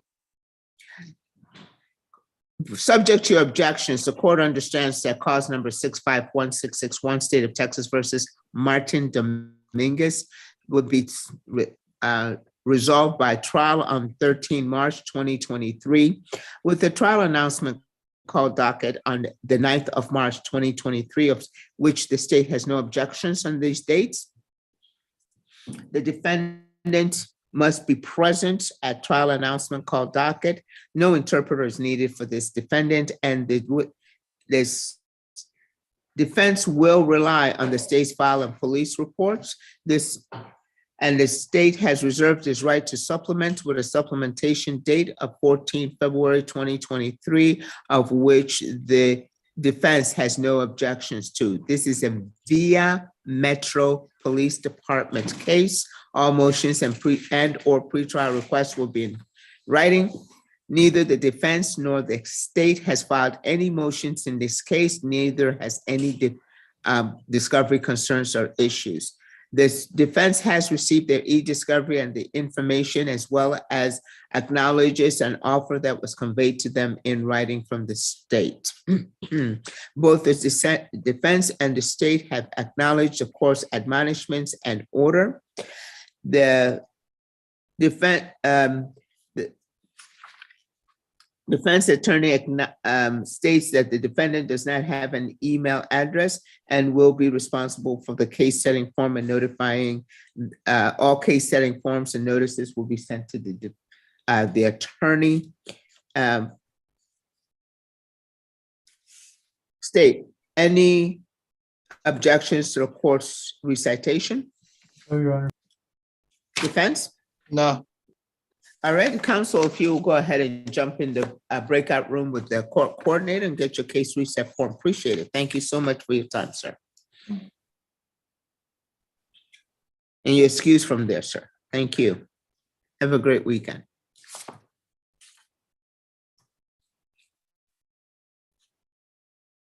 Attorney Engelke? Yes, ma'am. Sir, did you go ahead and straighten out all this with your client? What are we doing? I have not spoken with my client. I did speak with Attorney Hernandez.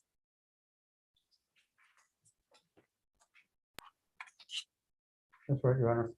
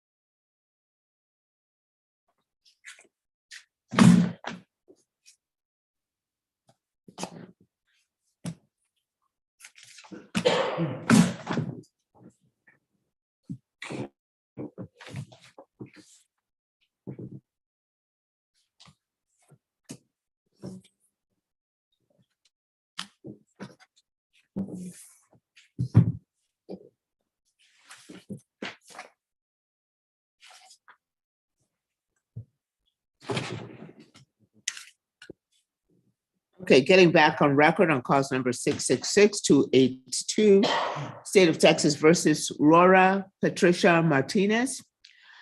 At the time that we suspended the record on this matter, there was a question as far as what the conditions were for the conditional dismissal that was offered to this defendant. The court understood that it was proof of enrollment or complete proof of enrollment in the nursing program, community service restitution, and an anger management class. State, is that correct? Your Honor, I misunderstood. Looks like our office, I guess, confused the defendant with another defendant. So in this case, the defendant had to complete a real estate course, which I understand the defendant completed. And so It's not nursing, it's real estate?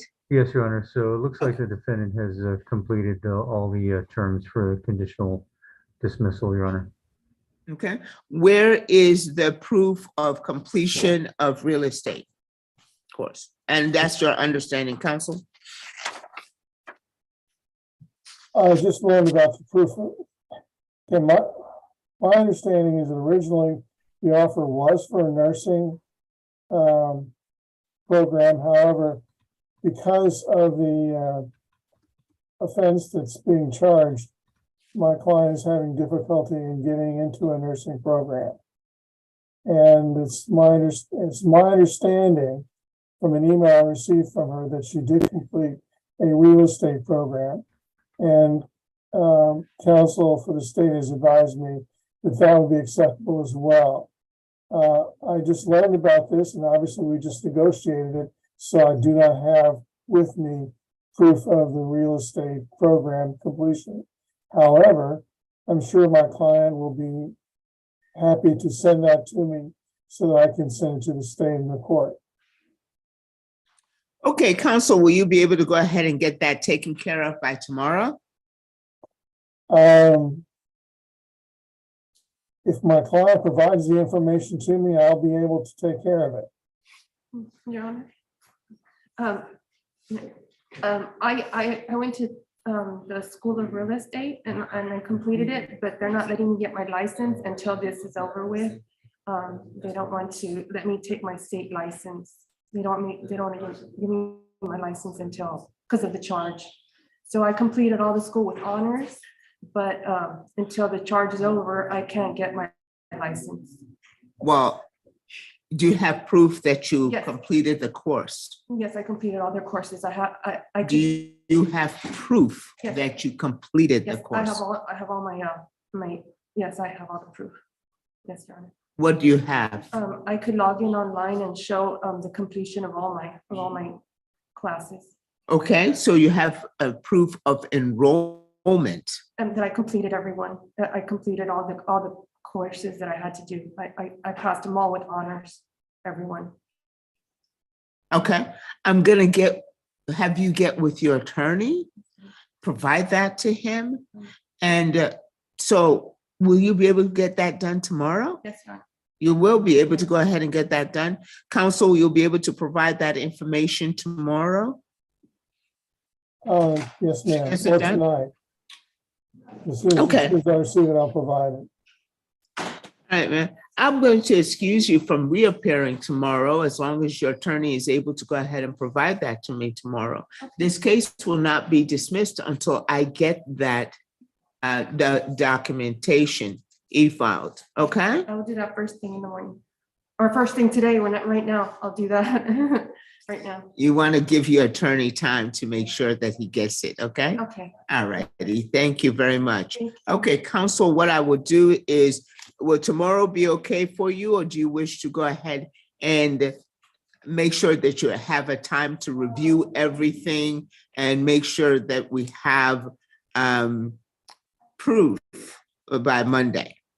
And it's e-filed. Monday would be better. I have an in-person appearance in the courthouse, so I do need a little bit of time. Okay. Alrighty, so if I'm able to go ahead and get that on,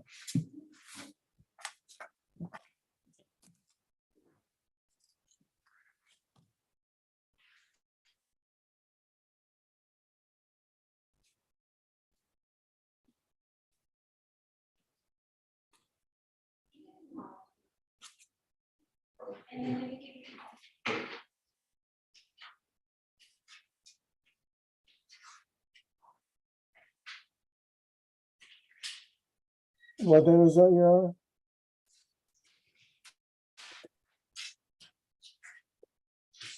just making a note, sir.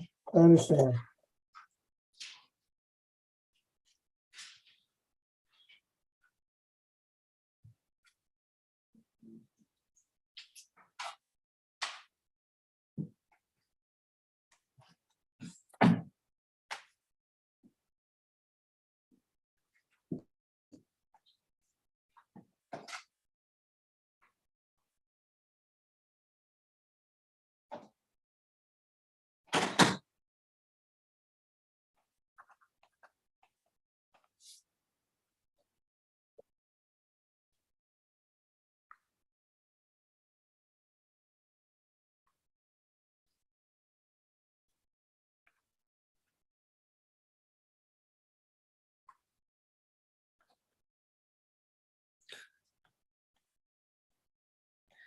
Since I'm giving you till Monday, perhaps you can get from the school something that says here, you have completed your courses. You're just waiting to be able to take the exam. Don't you have to take exam? Yes, I have to. Okay, very good.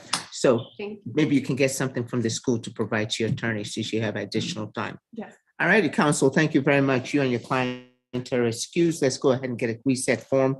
As soon as we get that in your hands, you'll be set to go, okay? All righty, so go ahead and just hold tight. Thank you.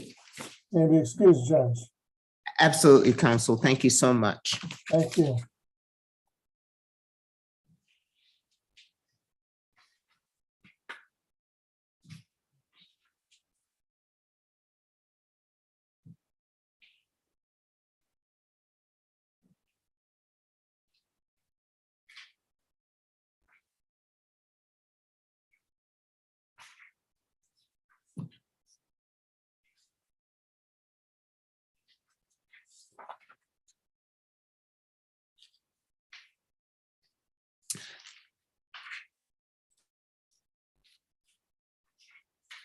Attorney Oscar Hernandez.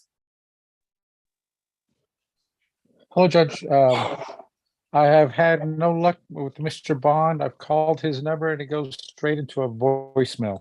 And I've texted him multiple times since our communication last. Okay. All righty, counsel, do you,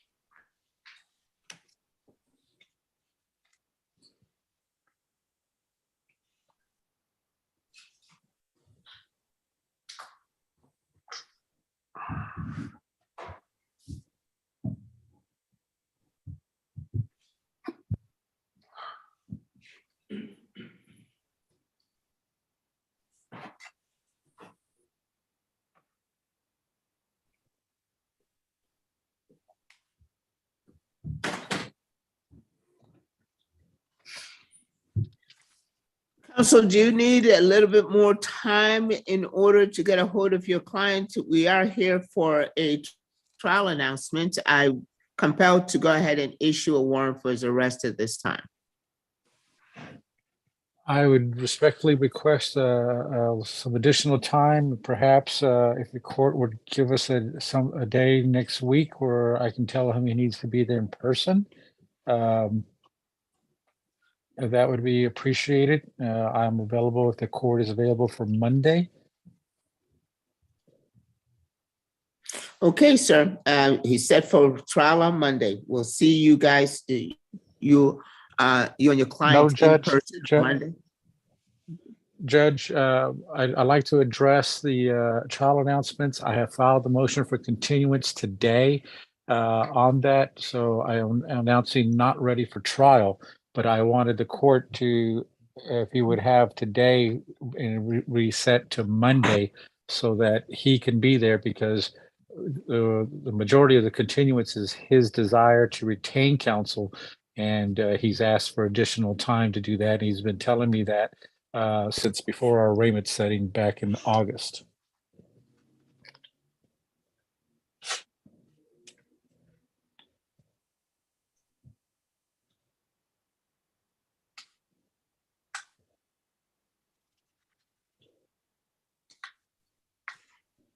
So counsel, would you like to, for me, your client will need to be here for that hearing on that. So do you want to do that tomorrow?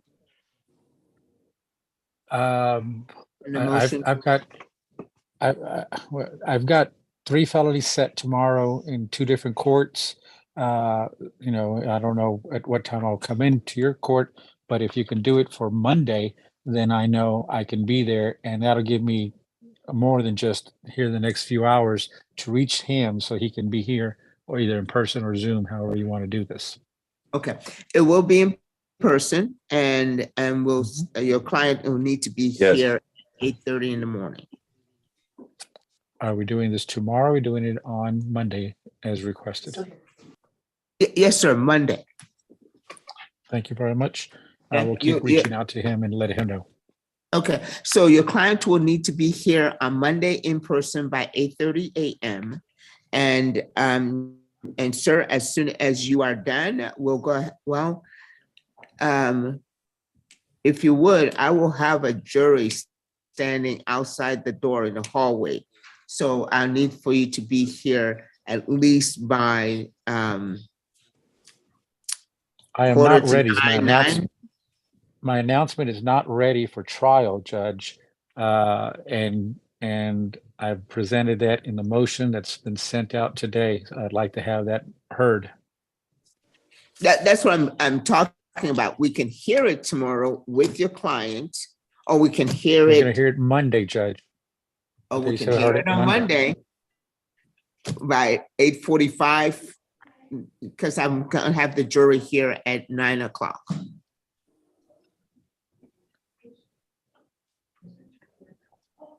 So which one will it be, counsel?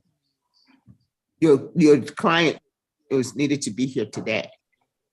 So I understand your situation. But let's have it heard tomorrow, and if he can't be there tomorrow, let him have a warrant, okay? And then we'll just deal with it that way. But I am not ready. My answer is not ready. I filed a continuance. It's done on both reasons, but I think my client definitely needs to be here for our continuance so he can confirm to this court exactly what I've placed in there. So tomorrow, sir? Tomorrow sounds fine with me, Judge. Okay.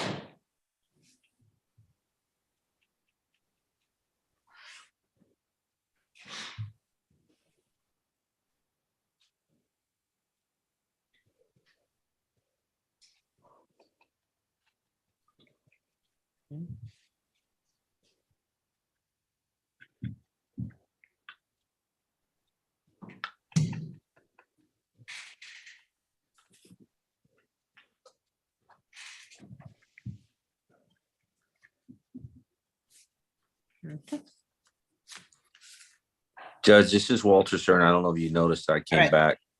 I'm sorry, sir. I'm still, okay, counsel, I'm going, we'll put you in the breakout room with the court coordinator for a case setting form for tomorrow. A recall for tomorrow, please. He needs to be here at 8:30, sir. When you're done with your felony cases, please jump in, okay? Counsel? Will do. Thank you. Thank you, sir.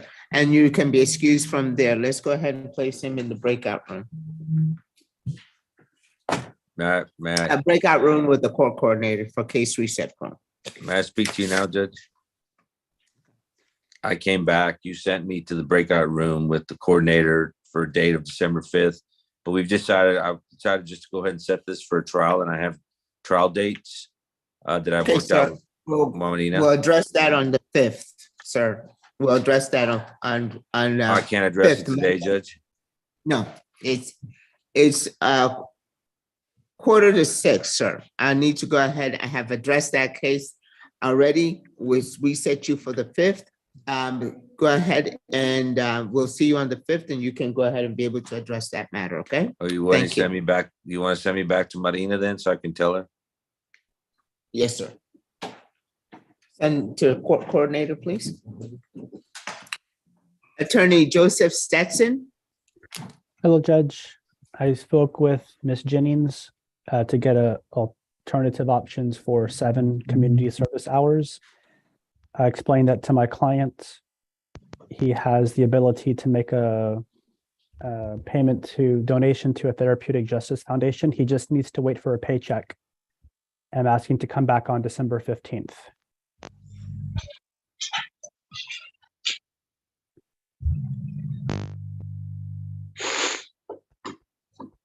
He would be paid on the 9th. So he didn't do a census? I didn't have that option from Ms. Jennings. I only received 4 places he could make a donation. I don't know if he did a census or not. Okay. Probably did. Census, proof of census or vaccination. Okay. I'll put you back in the breakout room with your client to go ahead and discuss those other options. All right, thank you, Judge. Okay, thank you. I'm not gonna make it now. Attorney Kagan? Hi, Judge. I didn't know if you need to speak with Mr. Hosick. I had him log in. Apparently, when I sent him the link for today, I hit send and it never sent. Did you need to speak with Mr. Hosick? I'll see Mr. Hosek tomorrow. He needs to come in and report with the court. Very good. I just wanted him to log in just so you didn't think he was blowing you up. No, not an issue. Tomorrow. Tomorrow. Thank you. Okay. Richard, you're free to go. Tomorrow, he needs to come in person. Yes, I told him, and I've already signed the reset form, which they're going to email to him. Thank you. No, there's no reset form that's going to be sent to him until he comes in person. He will get it in Okay. person. Okay, I thought they were going to email him for a signature. Okay, understood. All righty. Remember, tomorrow, if he doesn't show up, a warrant will be issued for his arrest. Okay. I think that looks like we cleared up everybody. Thank you, Judge. See you tomorrow.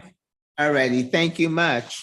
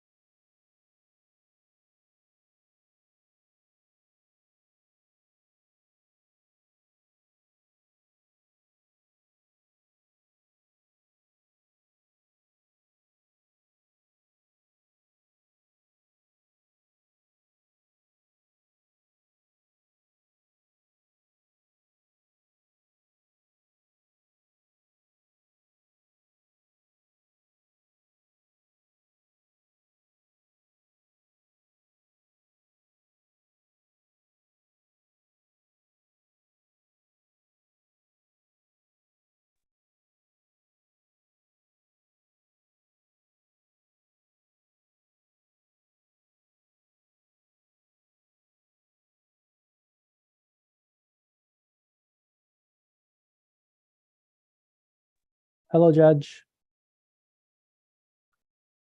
You're on mute. You're on mute. Attorney Stetson, good evening almost. Good evening. My client went to Sam's Club to get the vaccine, but this was like in person. He doesn't know where his card's at, but maybe he can either make a payment this weekend or get the vaccine this weekend. Sorry, the proof of the vaccine card, and come back Monday to show you the proof. Tomorrow. You know, Tomorrow, counsel, okay. he needs to either plea today, okay, and I've already released the state, so that's why I'm giving him till tomorrow. Okay. We'll come back tomorrow. Is it the same right. Zoom code for tomorrow? Right. All right. Thank you, Judge. Okay. Let's get with the state. Get a plea ready. I'll talk with my client about that. May Mr. Moreno and I be excused? Not at this. Mr. Moreno can be excused. Okay.